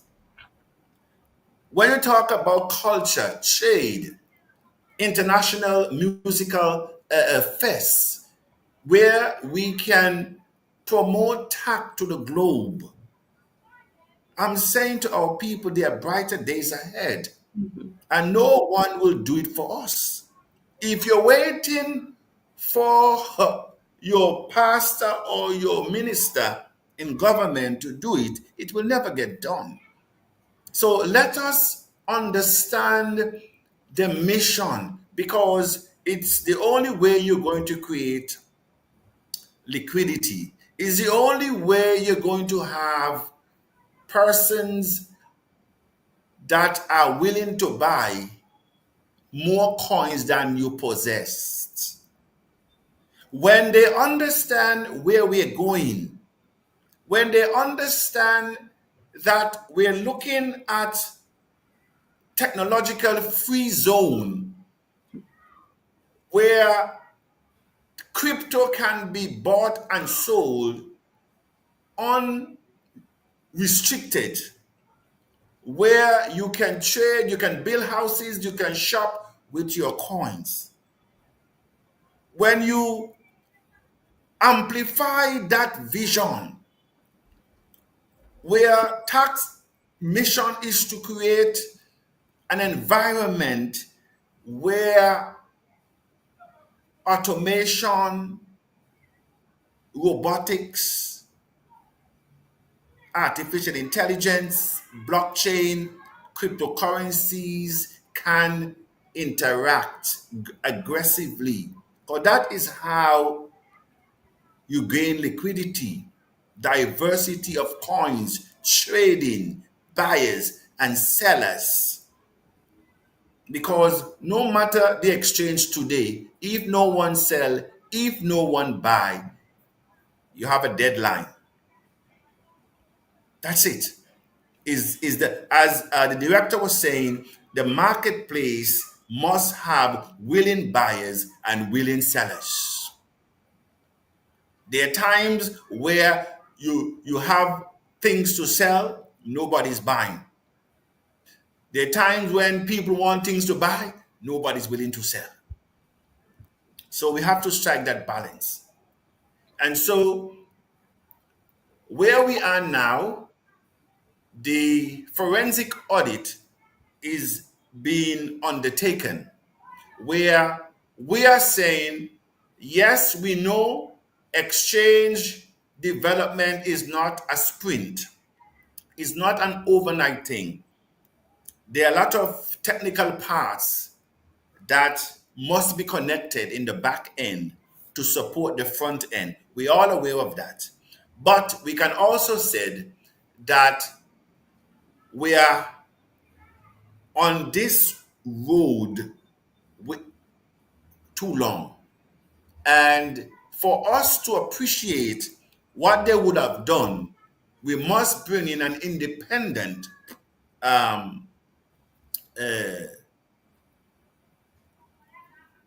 voice or eye to see what is really happening. And so far, they're doing an excellent job and we are in that group there are few of us that are in that group, so we can appreciate the question being asked. And there are lots of talk behind the scene as to where we need to move from where we are. And so all that will be shared with the community at a later date. But, we are not stopping. This journey must go on by will or by force. And so I appreciate all the Tiashans. Some understand what we're doing, some may not understand what we're doing. Some started with us in 2019. Some, and not because they hate 2019 that they know what we're doing. Longevity is not a position of knowledge. You see what I'm saying?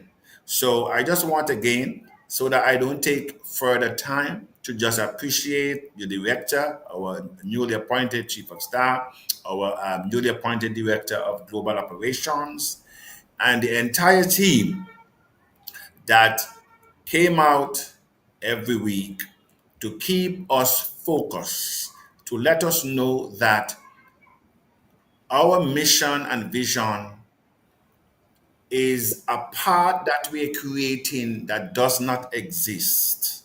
We need to understand that we are the inventors of what we're doing, and it's not going to be easy.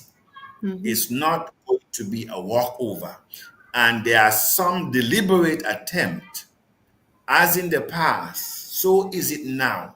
And we almost know that it's not everyone that cry in our forums are Tiashans. It's not everyone that praises us either are Tiashans.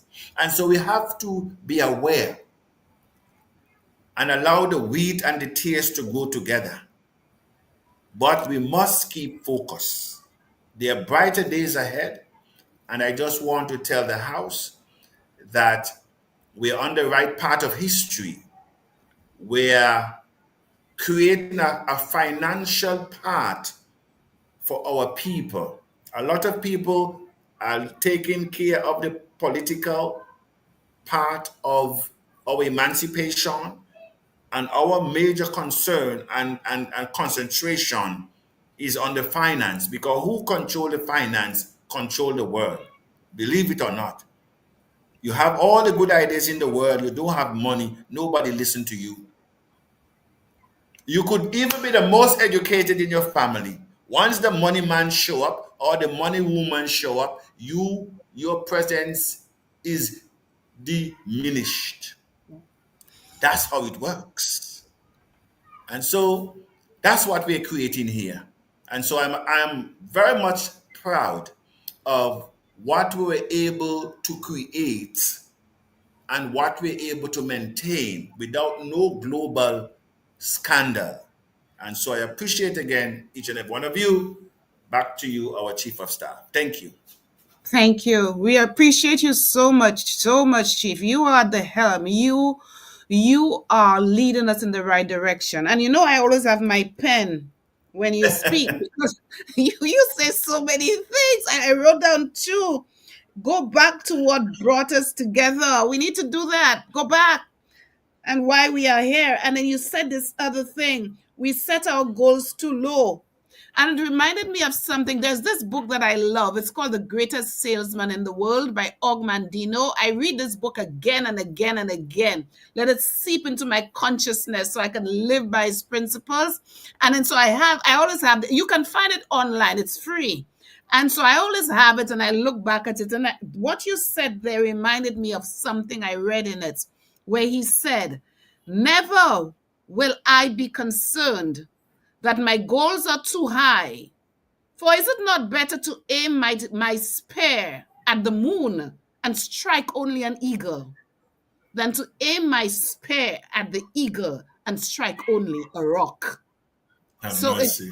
it just have mercy in truth. It just says exactly Yes. what yes, Chief? Yes, and I was saying it is so true.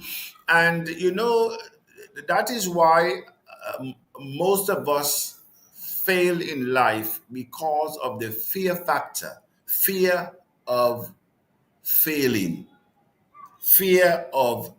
Yeah, I remember when I was a young employee within the hospitality industry, and I started out in the food and beverage. I was doing pretty good. You know, I won all the awards: Employee of the Month, Employee of the Year, Ambassador Award. I mean, just about the awards. And then I said, no, I need to try another department. And that the folks say, suppose you go over to the next department and you do not make it, you have to come back here.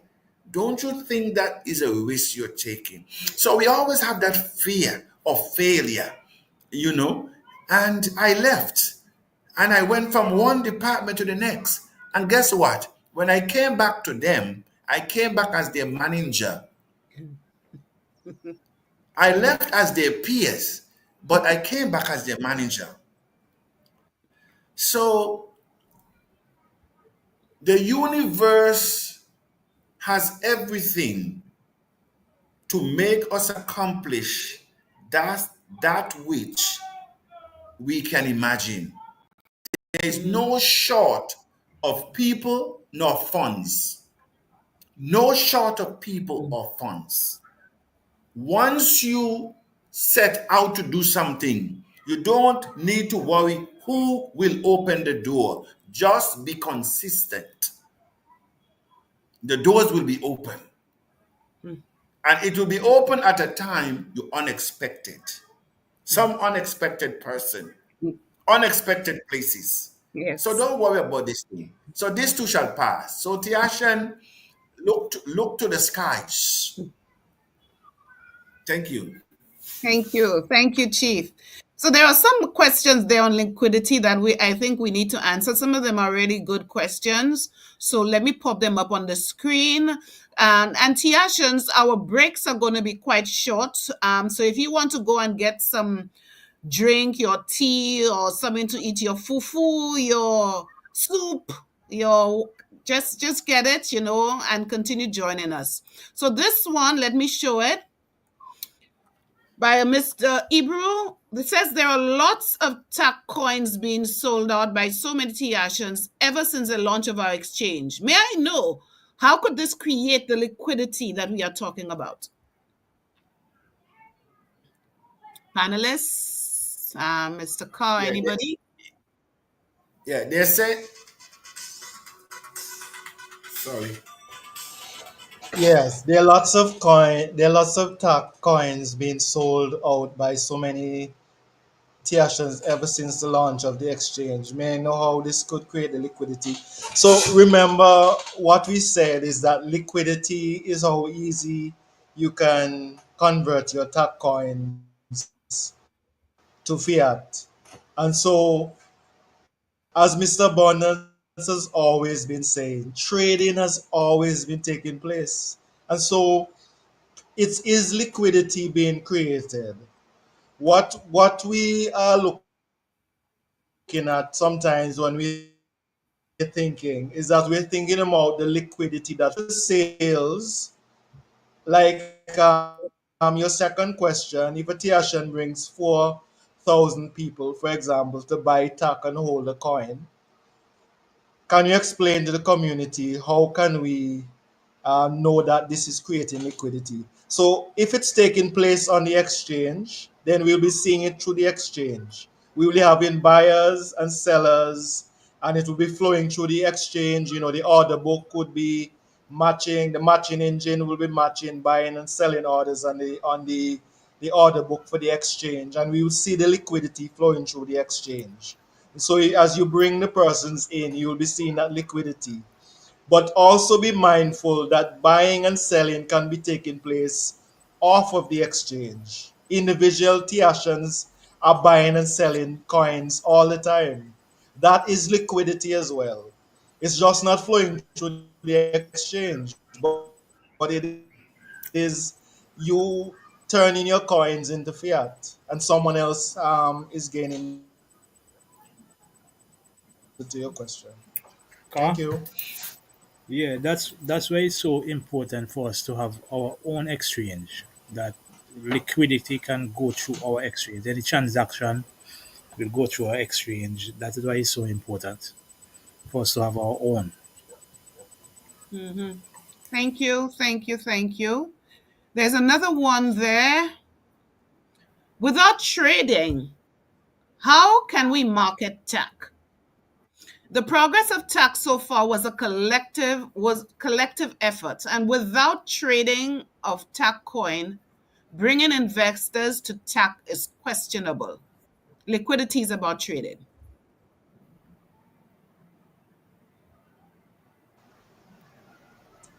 So again, you see, as we always as we try to raise the level of how we think as Theacians, understanding that if we're seeing the glass half full and not half empty, we will understand that though at this present time you might see some setbacks, understand that when we're talking about You're going in and out, Mr. Carr. Maybe you might want to put a turn off your camera because you're frozen now. Okay. Can you hear me, yeah, Chief? Yes, yes, Chief Abundance, go we can ahead, hear you. Chief. My internet is a little trouble. Okay, all right. So, very interesting question indeed. Without trading, how can we market?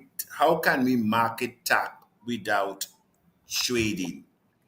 Now, the director said that, and it is true, trading is just one aspect on the exchange. I can do peer to peer, but you will not see it in the graph. That does not mean I did not trade or transfer or sold my coins, of which a lot of people are taking advantage of behind the scene. Number two, the progress of TACC so far, yes, was a collective effort, and without trading of TACC coin, bringing in new investors to TACC is questionable. Now, we have to understand how we present the package, and this is what we're talking about today. Do you know enough of TACC to attract people to buy your coins? Because that's what it is. The ability to sell your coins. What do you know? How do you bring people to TACC? Do you know the vision? Do you know the mission? Do you know the social programs? Do you know where we're going? Because it's not just about trading.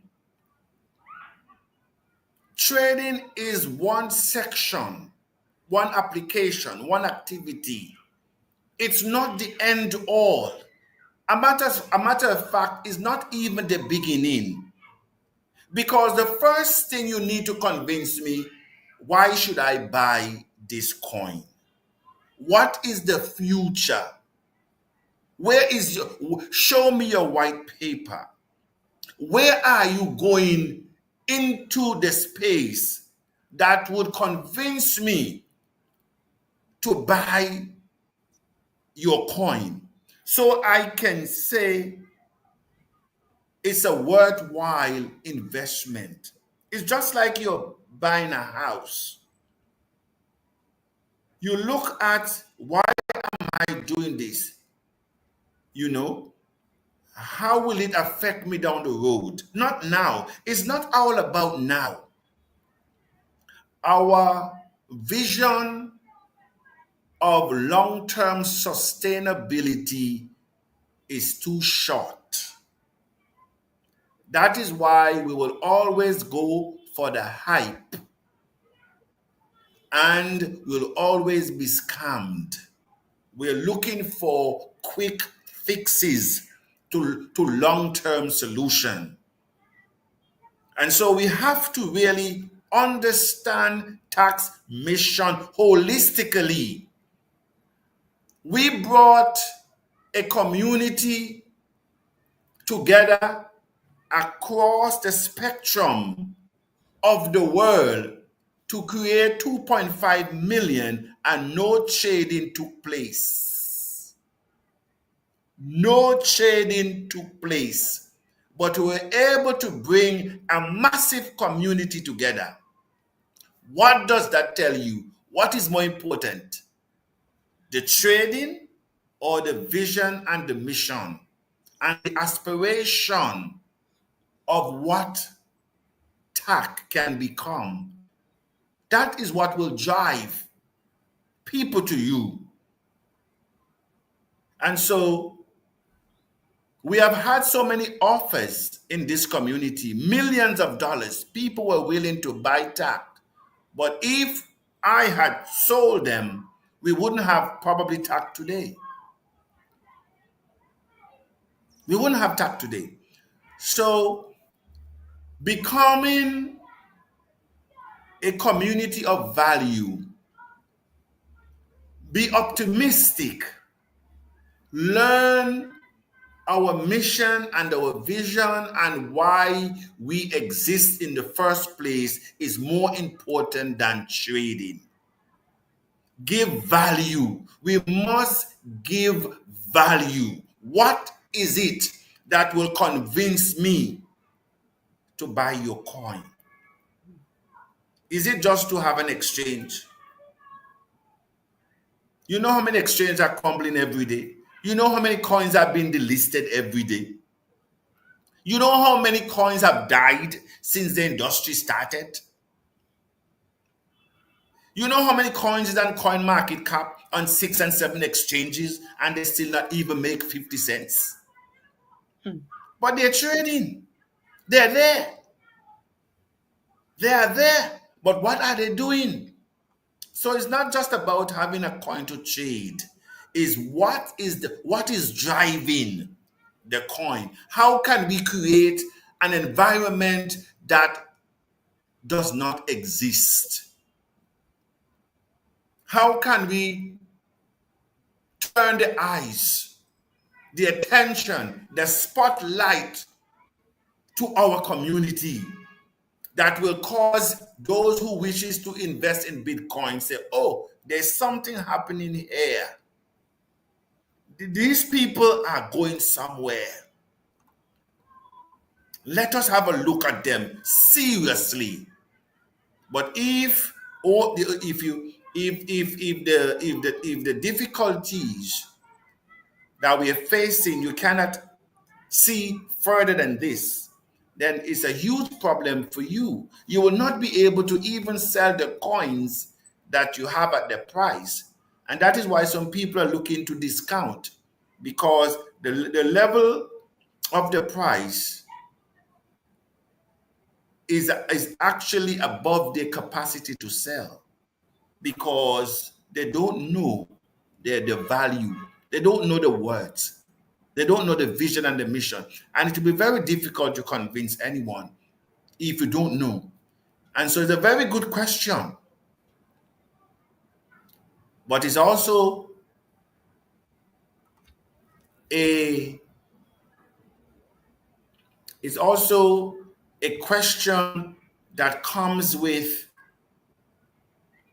knowing, understanding how we started and where we are going.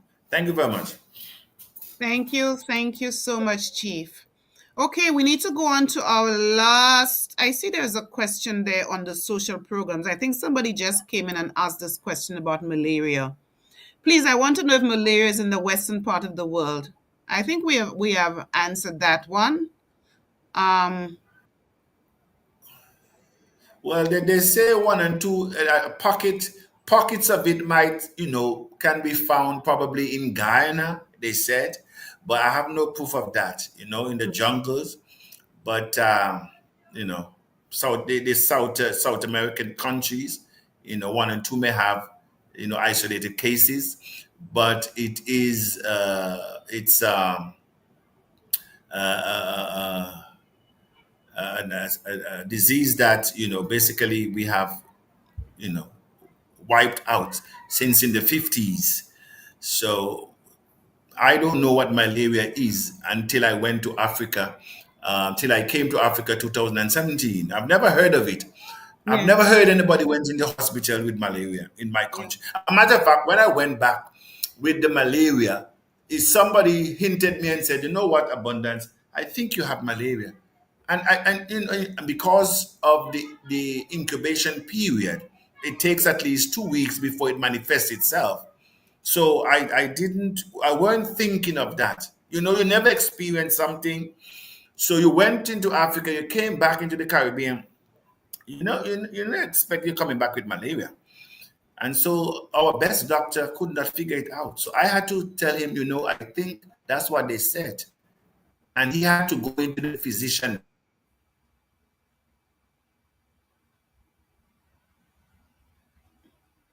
It's frozen. And tell you, in Africa, a 5-year child.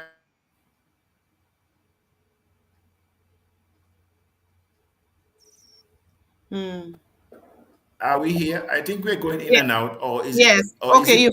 you're better now. Yeah, you were frozen. Okay. So I was saying that, that my doctor had to go into the physician desk reference to look for treatment to prescribe, while a 5-year-old on the street of Africa can tell you what to use.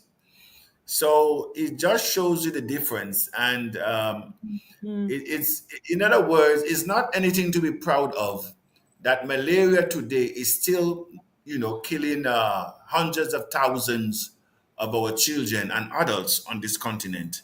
So it is really something very, very, very serious. Thank you. Thank you. Thank you, Chief. Okay, we're gonna go into our third topic. Do we need a 2-minute break? Facilitators, panelists, Mr. Carr, do you think we should break for 2 minutes? Or we continue? I can keep going. I don't know. I'm fine. Okay. All right. So let's continue. So the next topic is on the Afrodiaspora city, and I'm sure all of you have been hearing about the Afrodiaspora city. So here's your opportunity to know more about it. Our executive director of global operations was supposed to present on it, but unfortunately he's under the weather. So our very own Dr. Boaz will take his place today. Thank you for rising to the occasion, Doctor. So Dr. Boaz, as indicated earlier, he is the newly appointed Deputy Chief of Staff, as well as the newly appointed Director of Research and Technology. Dr. Boaz, we are glad that you are in this community. You are an inspiration also. So what I'm going to do, let me add that presentation to the stage. And you can go ahead, Dr. Boaz. Would you be able to move the slides? Are you able to? Okay, let me see. Where do I do that? I'm not sure I can. Okay, I'll do it for you if you can't then. Just let me know when to continue. Oh, okay, man. As I'm going to be starting right now, I think the network is, especially bad here this time around. I don't know what is going on. I've just been going out and in. So I might just have to put off my video so that I can have more reception. I hope that is fine. Yes. Yes, thank you very much, man. Thank you, everyone, tonight, today, this afternoon, this morning. I want to thank our chief for the privilege to be able to take this without wasting much time. So we are going to be looking at the TACC Afro Diasporan City, the TACC Afrodiasporan city. And I would just want to start with a particular inscription in the Bible that has to do with the beautiful people of the beloved country. The beautiful people of the beloved country. A set of people that are beautiful, and they came from a particular country where the culture, the way they do things, the tradition, they what they believe in together is beautiful and it is good for the people. That is what I see. I see a community of people of like minds, people that share the same values, they share the same vision, and we coming together to be able to pull a community, a city, a country, a state, in the diaspora. You can move to the next slide, man. Okay. So, the introduction, we're going to be looking at the area view of the proposed property, where it's located. We're going to be looking at the zonal proposals, the policies of governance, the infrastructural policies, the residential policies, the cultural, sports, and creative industry policies, the hotels and the tourism policies, business district policies, industrial and manufacturing policies, agriculture and food management and security policies, the foreign investment. You can imagine the various things that we have to be able to eschew in this city, and then the relaxation policies. And lastly, we look at the royalties for founding members, the policies that are attached to that. So next slide, man. Okay, so the introduction said one of the tax. I think maybe we might need to mute Mike. Somebody's making noise there. Yes. So one of tax critical initiative from inception is to create an avenue to usher in the United States of Africa with the diaspora, with the Caribbeans also. As this vision gets bigger and bigger, avenues have begin to unveil themselves for this dream to be actualized in the form of tax Afro diasporan city. Like I said,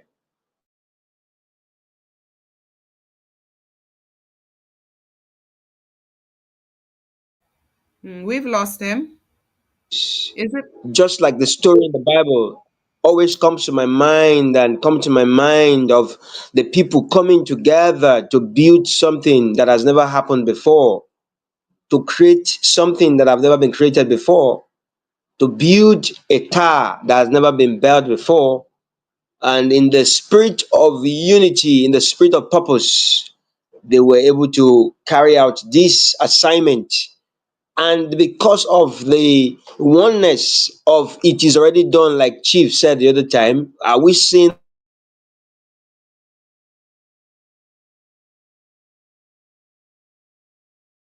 Hmm. You're going in and out, Dr. Boaz. already? Oh, okay, that should be the network then. Okay, let me try. And Hmm.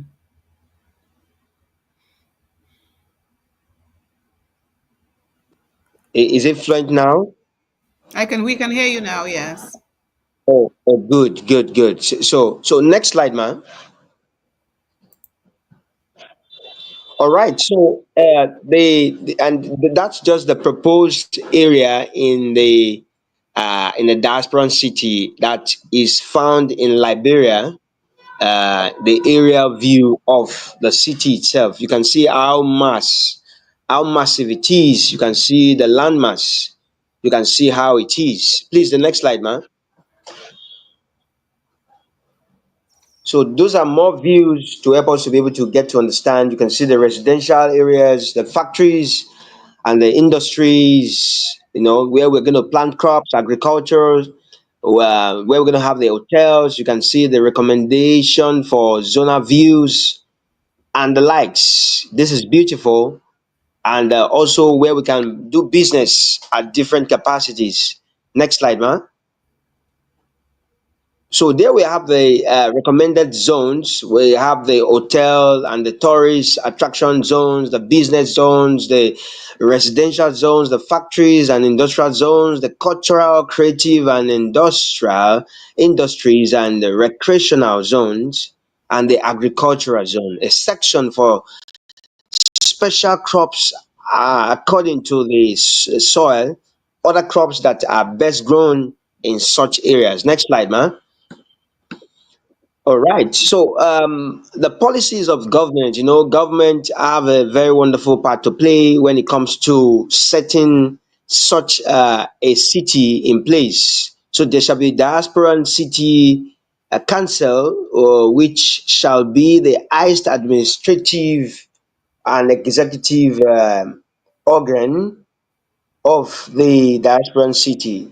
In the city, we're going to have elders of different capacities, executives. We're going to have chiefs who have, sports experts at different capacities. People that know so much in the area of transportation. We're going to have commissioners, what we call commissaries for digital economies.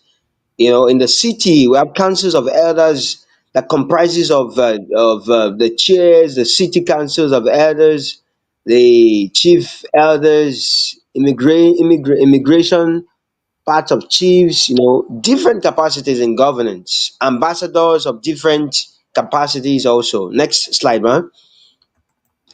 And also some of the infrastructure that we're looking at will be maintaining and maximizing this set of infrastructures. We have the roads, the airports, the seaports, yes, utilities, energies, power, railways, the social clubs, the social events, the stadium, and different kinds of sports that we can think of, energies, hospitality, both the hotels and the hospitals is going to be massive. It's going to be big.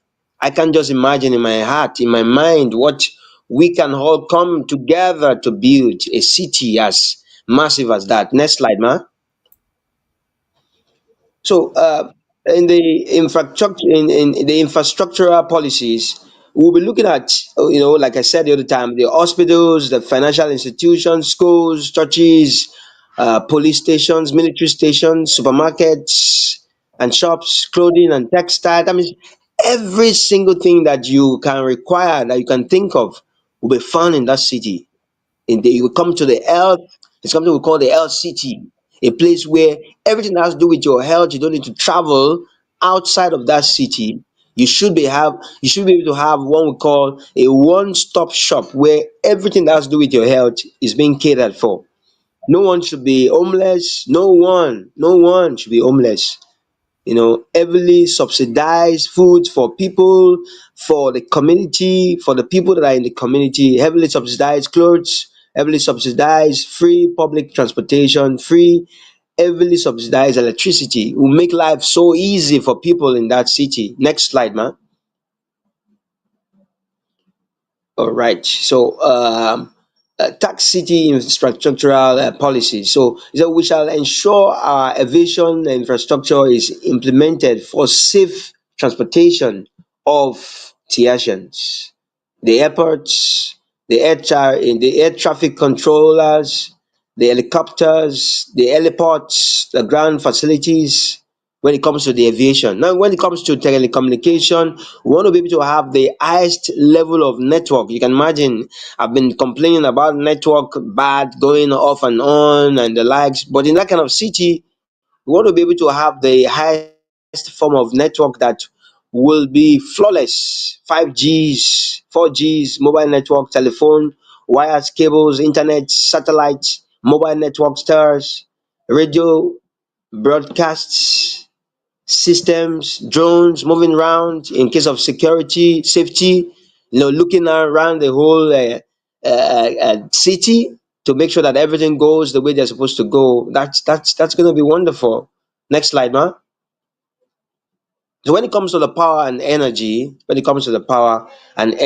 looking at 24-hour light. We shall use traditional energies infrastructures which will help to produce electricity for the entire city, along with modern infrastructures like the electrical power grid networks, nuclear plants, gas pipeline, even the solar energies also, the fossil fuel based power production, renewable energy like the hydroelectric power, and so on and so forth.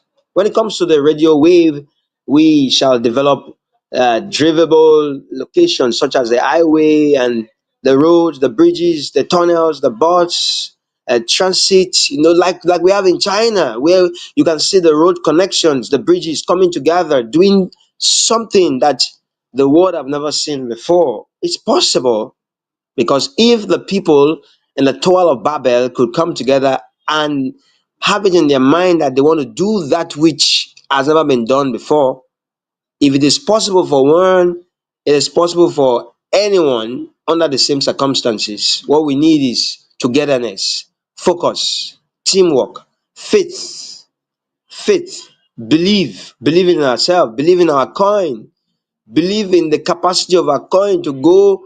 When we say a greater than Bitcoin is here, we can make this thing happen if only we'll come together to make it happen. Electrical vehicles, charging stations, walking and bike lanes. These are some of the things that we're looking at in that beautiful community of the beloved people. The next slide, man. So when it comes to water, we shall quarantine the constant supply of clean and filtered water, the best that you can get. We can even apply, in some areas there could be wells that could be bored holed into different capacity, into different houses, pumping stations, treatment plants, septic tanks, storm water drainage, like the windpipe and all of these windmills and the likes, roadside gutters, dams, and the levees. It's gonna be so beautiful. Next slide, ma. Because yeah, I just want to quickly go through them. They are so massive, we can't exhaust them. So the city infrastructural policy, waste money comes to the waste management. Our goal for waste management is to keep the environment free of waste in the tax city in order to keep in order to keep us all safe. We will utilize waste management to keep our hives, our lakes, and the oceans clean. Therefore, we're going to be using what we call the landfills, the treatment plants, the recycling facilities, the storage facilities, the solid and hazardous waste transport, wastewater facilities. You can imagine how detailed this is to tell you how prepared our leadership is to be able to make all of these things come true. Next slide, man. So when it comes to recreational facilities, we will provide recreational infrastructures which provides facilities and services that helps bring communities together. That, like you said, one of the things that if Chief Abundance wants to fulfill is to bring people together, to people from different cultures come together to share initiative, to share ideas, to come together and play together and work together. And sports is one of the things that bring everybody together. Public parks and playground, public beaches, historical sites, like the museums, we can have all of that. We have what we call the archives, where people can come and look at things that have been in a long time that have almost gone extincted.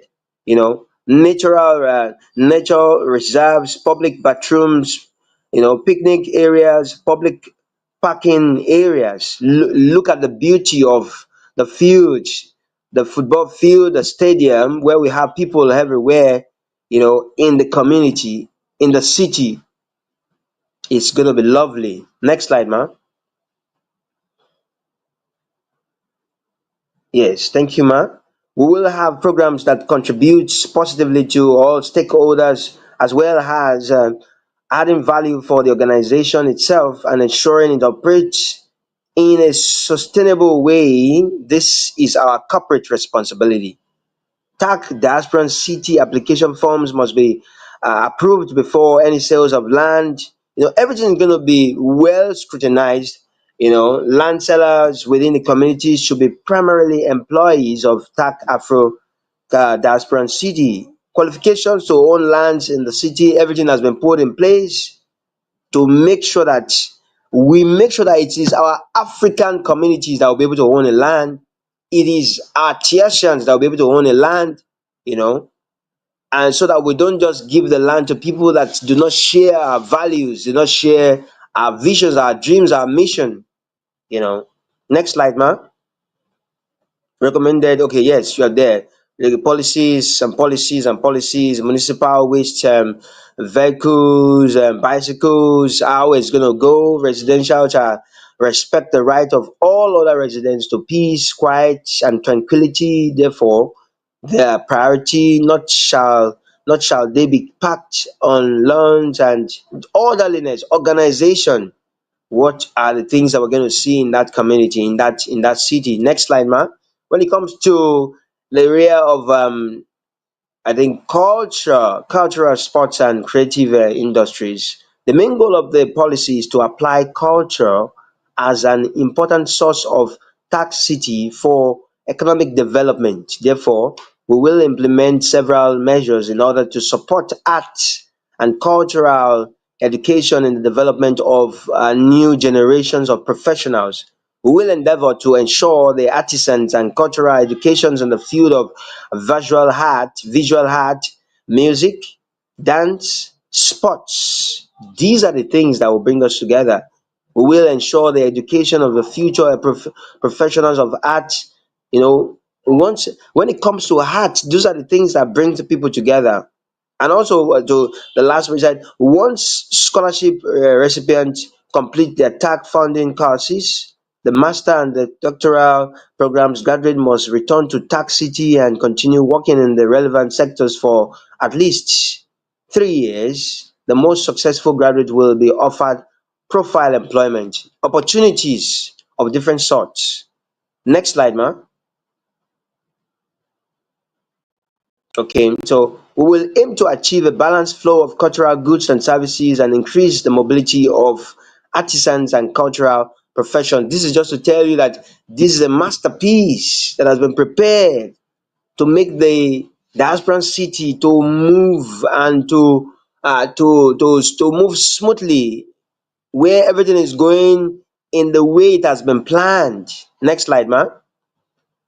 So when we got recommendations and policies in hotels and tourism, when it comes to this, our chief is very passionate about this, and I know he has a lot of experience when it comes to this. Hotels and tourism should be a key cultural factor in the tax city, with all that the city has to offer with regards to resources should become a fertile mechanism to make different cultures come together. That's the aim, bringing cultures together by fostering communication and to allow people to understand and the richness of African diversity. Tax Hotel will increase awareness to our guests about heritage, the crypto investment. We will promote the tax city as a crypto friendly destination by trying to improve internal and external tourism demands. We will achieve international tourism growth and increase crypto income to support the balance of payment. We will formulate development strategies and programs to invest in better mobility system in the tourist area to help manage tourism flows and build of tourism related infrastructures like marines and theme parks, to invest public projects in the tourism related resources, for instance, in others to make accessible new coastal areas or investing in cultural and natural heritage restoration. I took time here because when it comes to these are the things, when it comes to hotels and tourism are the things that are very, very key in bringing people together. You see, when it comes to hotel. Next slide, next slide, next slide. When it comes to business zones, let's go to that side, ma.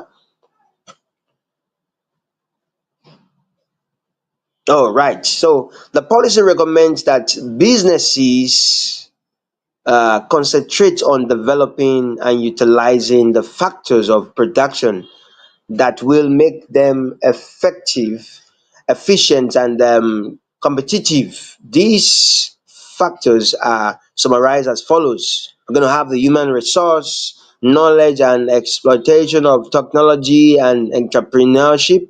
This endeavor will facilitate the growth of business activity and support the goals and objectives of businesses in the areas such as macroeconomy, economic policies, and planning, transport infrastructure, education, training, which will produce the ultimate environment to promote competitiveness. The development of an adequate flow of entrepreneurial talent within the city, the upgrading and the retaining of labor force to maximize benefits from the use of modern technology. You can see how detailed these things are in the mind of the founder, in the mind of Chief. He has seen the city. The city is even being felt right now, and we must see together with him like that.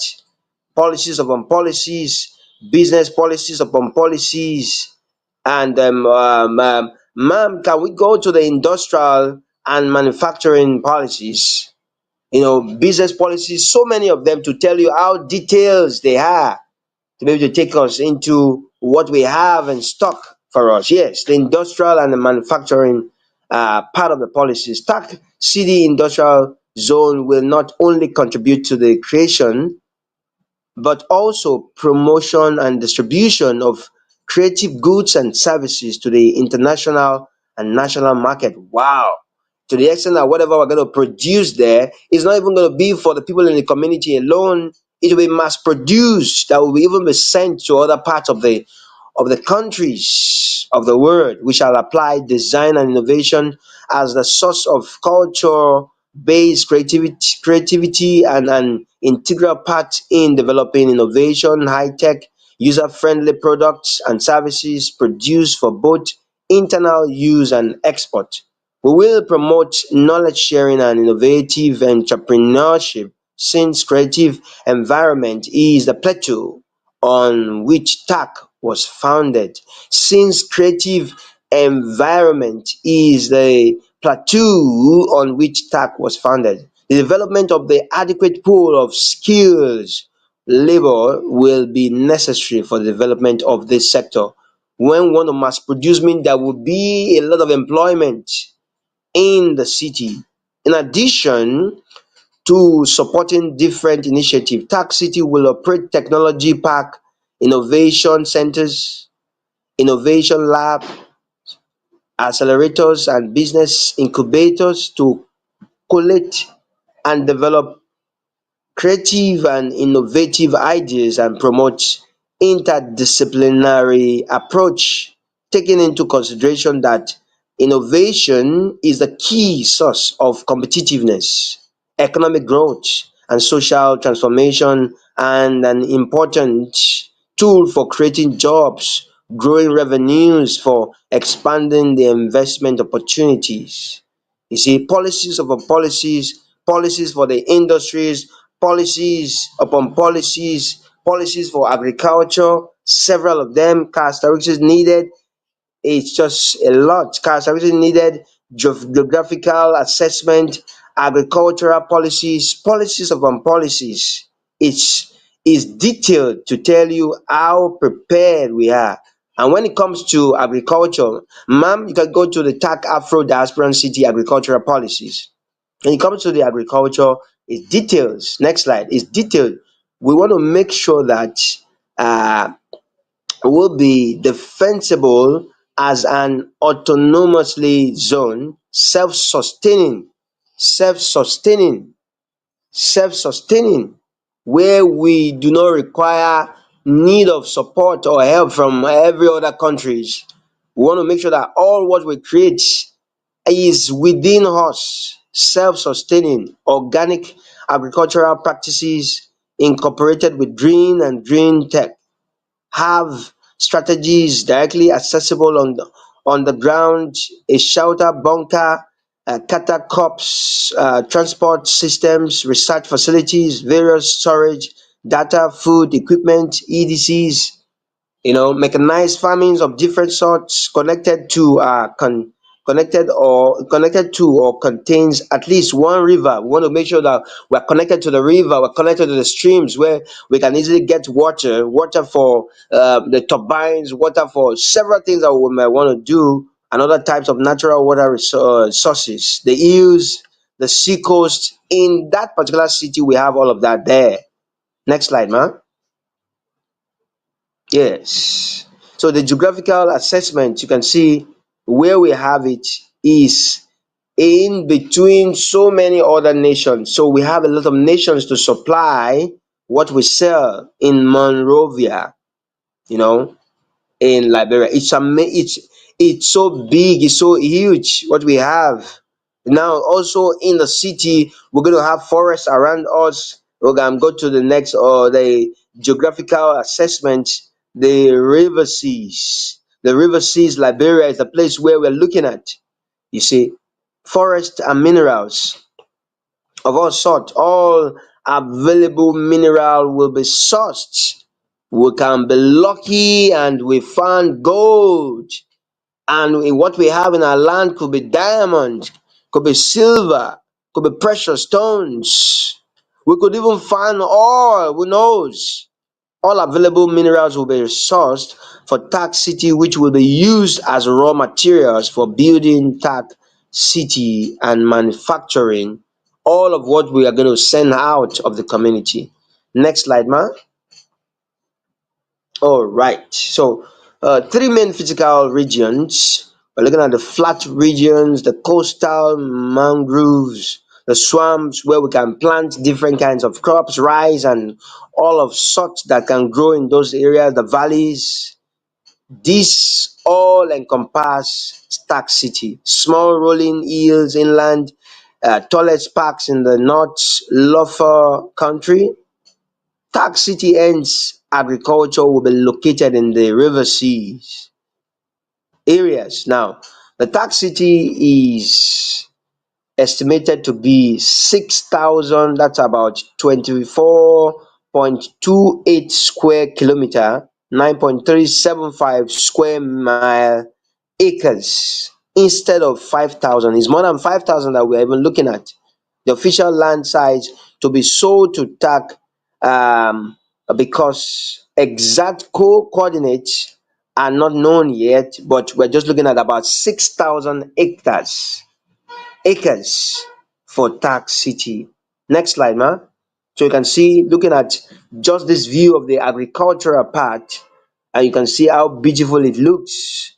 And just like bullets, where we try to label the different parts of the city where we're going to have the plantation of agricultural produce like rice, cassava, inland fishing, and similar crops will be in the swampy areas, the mid north, and in the picture, all of the areas that are marked red, other crops, surface streams of water, nutrient rich deposits, the northeast to mid south, all of the part that are colored orange, the hotels close to the river seas town, northern coastal areas, all the areas that are marked blue. So just to be able to identify all the areas, the factories away from open waters, hotel, and residential areas, because of the produce, because of the waste products that the factories will be producing. We don't want it to affect the people, the residents, the community. We don't want it to affect the business areas, and that's why it will be far away from all of those areas. Also, the residential areas, the green areas, the business districts, the purple areas, the recreational and cultural areas and miscellaneous, and we have the bronze areas. And you can see, next slide, ma, you can see a prototype of what we're talking about in the city. It has been eye marked. The next slide, ma, it has been eye marked. You can see how it is on the map, how it's going to look like. Well organized. Next slide, ma. Well organized. Yes, well organized. Well organized. Well organized. Everything is ready. Everything is on ground. In the area of the agriculture also, we'll be looking at the different crops that can be planted. The farming is massive. It's massive. In the areas, we're going to have farmers farming in different aspects, even those that have to do with the livestock. Now, let's go to the produce zone, man. The produce zone, the next slide. Yeah, yes, man. Soil must be prepared, the one before. Soil must be prepared and cared for using strictly the emulsion farming and the carbon farming regeneration agricultural method. There are these different kind of agriculture that you just have to cut a particular stem and go and replant. You cut and replant, you cut and replant. We're going to have all of these experts that knows a lot about all of this help us to be able to get what we want and produce the kind of crops, organic crops that can be eaten and edible enough for the consumption of the people in the community, the beautiful people in the beloved country of the diasporan city. You see, so training in both methods, assisted in internal establishment of produce, of procedures, training in food handling and packaging. Initial implementation will be bare minimum, and also the periodic adherence assessment, not just in official farm zone. You can see. So many things. So let's look at the area of the livestock itself. Next slide. Yes, the livestock. Use whether practical within tax city. We're going to be recommending livestock that are edible, that are good for the body, like the cows, the chicken, the sheep, the goats, and many others that is going to also be a kind of a substitute to the other ones. And also integrate livestock. These animals will provide meat for sales and to consumptions. Rotate with produce farm to help improve the soil. Official TAC livestock farm must rotate on the orange, the swampy zone, agricultural zone. The livestock care fed with organic plants so that they can produce the right meat that is going to be edible for the people much as possible. Feed sourced from produce market, e.g. in the nearest areas to tax city, or with leftover or spoiled produce that would benefit the livestock. Sales of tax city produce and livestock. Next slide, man. At the beginning stage, tax city produce and livestock are for sales in exchange for fiat currencies, aim to be on source of funds generation to build a tax city. You see, and flashback is that we just talked not too long about how we can generate revenue, how we can create liquidity. The TAC diasporan city itself is a large liquidity for TAC. It's one of the things that will make the price of TAC to shoot high, because in the tax city, what we're going to be spending there is TAC.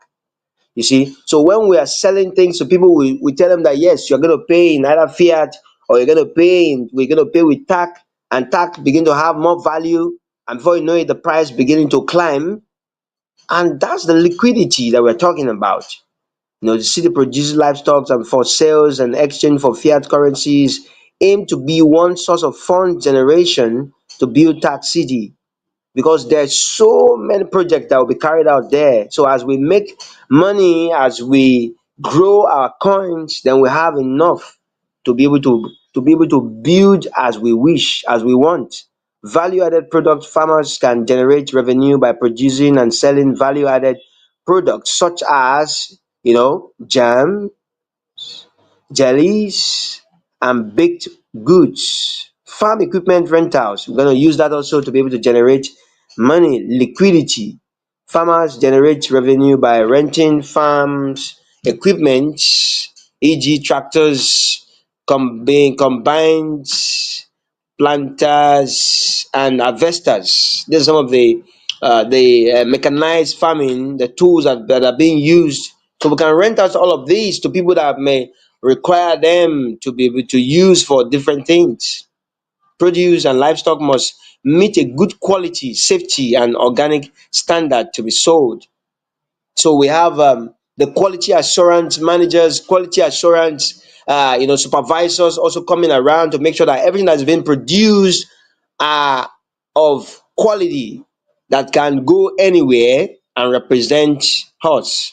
Produce and livestock sold to immediate areas and their environment initially. Then later on, we can mass produce and send to every part of the countries, every part of the world. So sales of tax city produce and livestock. Next slide, ma.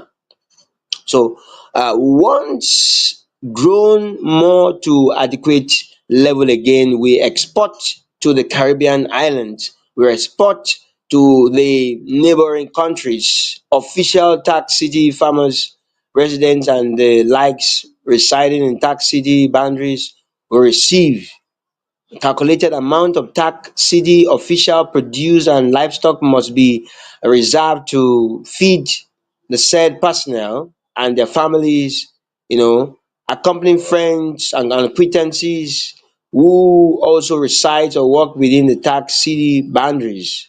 Receipts of reserved produce and livestock is governed other policies, that is, the various currencies to be used within the city, e.g., tax, USS, British pounds, USDT, etc. Also stipulated is who must purchase foods in full, mixed tax or fiat, customers whose food will be subsidized and who will receive free foods. Then when it comes to the investment, next slide, ma. Investment in foreign currencies, foreign investment and relations. Now, he said the Afro-Diasporan City as an entity that is situated in Africa, our foreign investment policies should be tilted towards Africa and the Caribbean. The policy can be aligned with the African Continental Free Trade Area, AfCFTA, which has 43 parties and around 11 signatories, making it the largest free trade area by number of the member states after the World Trade Organization, and the largest in population and geographical size, spanning 1.3 billion people across the world. Imagine we supplying 1.3 billion people with all what that we produce. As much as we can produce, we can sell exhaustively to the world. So the opportunities are more than the people that are willing to do what they need to do across the world. Second largest continent. Afro-diasporan city, like I said, the beautiful people of the beloved country. The beloved country is the Africa diasporan city. Foreign relations shall be open to any country that recognizes us and want us to be associated with us in any form, be it business, humanitarian, research and development, etc. Countries that want to do business with Afro Diasporan City must open an embassies and consulate in the city. You can imagine how wide the initiative is, where we're going to have embassies of different countries. Companies must also establish their head or branch offices within the city. Ambassadors shall also appoint to serve as representatives of the city in any host countries. When it comes to royalties, the next slide, royalties for founding members. Royalties for founding members should depend on the amount of investment an individual made in the diasporan city. For example, platinum investors can be paid $2 for every profit made. Diamond investors, $1 for every profit made. Gold investors, $0.5 for every profit made. And silver investor, $0.25 for every profit made. Respectfully, this is wonderful. This is amazing. This is doable if we will come together and play a part, like Jokal has said previously. If we will come together and play a part, when we do the little that we need to do, then we will have achieved much. So please note that these are the recommendations of the that we see deem it fits. It's amazing. It's amazing. Chief, I want to thank you so much for this initiative, for this mindset of yours to bring the people together and become one.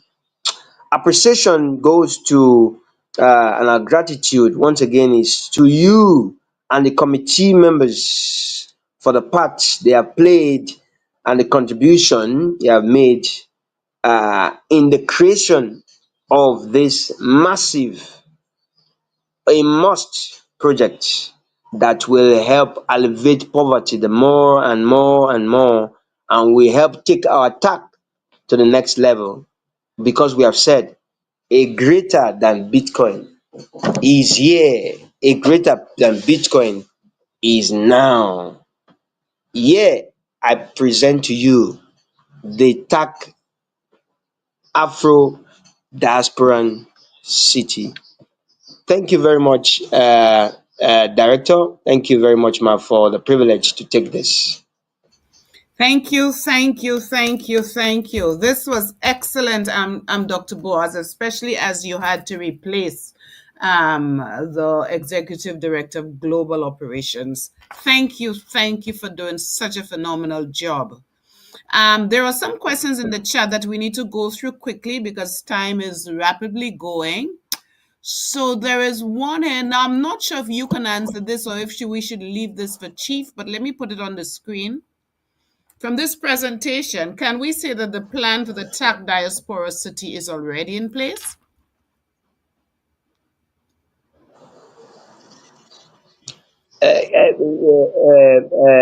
Serious, man, you know that there was a time that we were already navigating towards that. Yes, there is a land that has been provided from the presidential reps, and we say that the plan is already on ground. Yes, it is, and I'm sure that in subsequent time when Chief hears this, he will be able to answer that more. But there's a lot of plans on ground. We're already almost traveling to the city, you see. So it's just going to be wonderful. Thank you, man. Okay. And then the other one, I don't know if it's rhetorical or if it's a joke, but I will still put it. Dr. Boaz, are you saying there'll be no dog meat in the TACC Diaspora City? Why not? Why not? So far, it's good for food. So far, it's good for eating. Why not? Should we have that? I have my people from the south, the Calabarian, the people from the Calabar, from the Cross River, and they love a lot of dog meat. Why not? If it is good for food, why not we have that also? You know. I will not take part in that one. Sorry. In the You diaspora, would have dogs are seen You as would have pets. eaten it before you know. You would have tested it and digested before you know it. You are eating a dog meat because of the way it's going to be prepared. Do No. you know that there's on In, that in note, the I just diaspora, we see dogs as pets. exactly. Dogs and cats are pets. But do you know Yeah, we see dogs as pets. in Dominica in the Caribbean, Dominica, so there is, I think the national dish is called mountain chicken. Now, I never knew, I thought mountain chicken was just chickens that live in the mountains until I got to know that mountain chicken is a frog. Wow, really? That's the national dish in Dominica in the Caribbean. It's a frog, a big frog, I heard. But I heard it tastes very good. But Delia, I'm sorry, I'm not going to eat it. Huh? Thank you. Mm-mm. Thanks, but no thanks. Good. Okay, so we have Hmm. come to the end of our seminar. So I will just go through each of the presenters for you to say last words, whether it's goodbye or thank you. I will start with Madam Nikiba. Do you have anything to say to the community?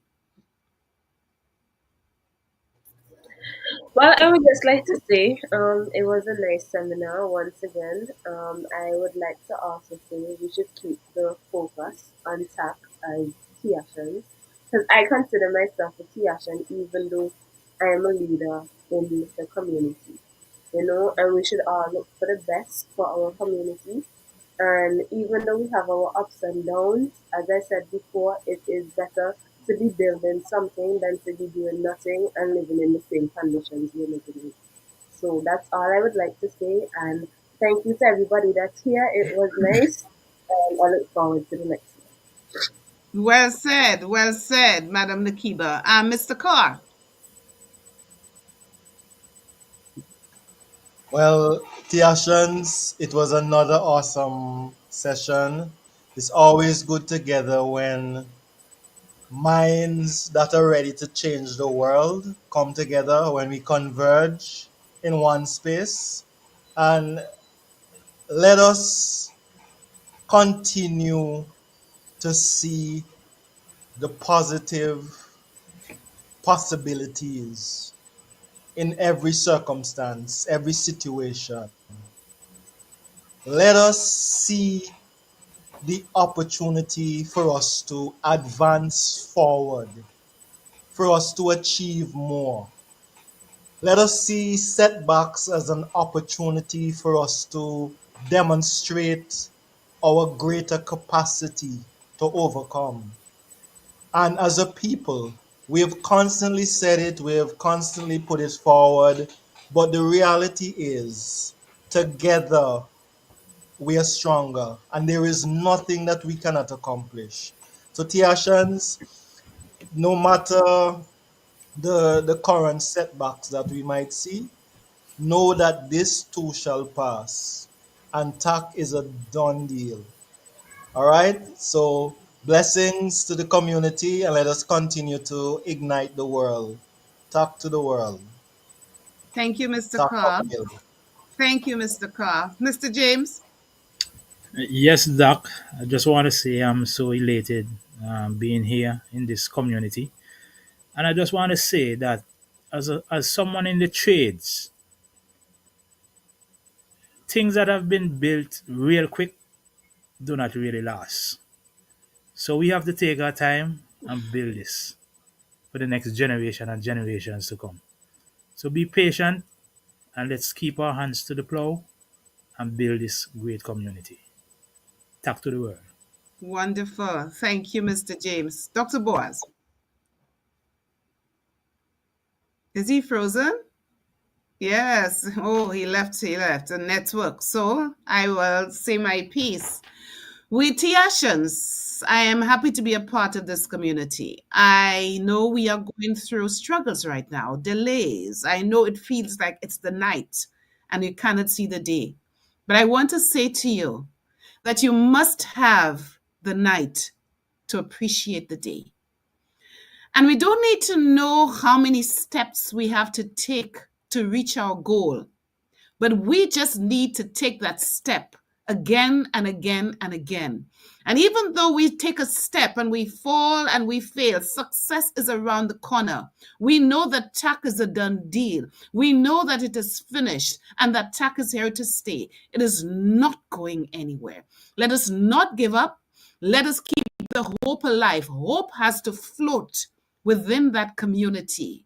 So take that energy that we have to continue doing the best for TACC, to continue seeing the glass as half full, and know that we are leaders here to serve you. We are leaders here to ensure that the mission and vision of TACC will be achieved. Thank you so much, everybody, for being here, for taking the time out. It's 3 hours and 4 minutes. You have been here for all of that time. It's nice to see your face again, Mr. Carr. So thank you, thank you, thank you, Tiashans. Love to all of you. End stream.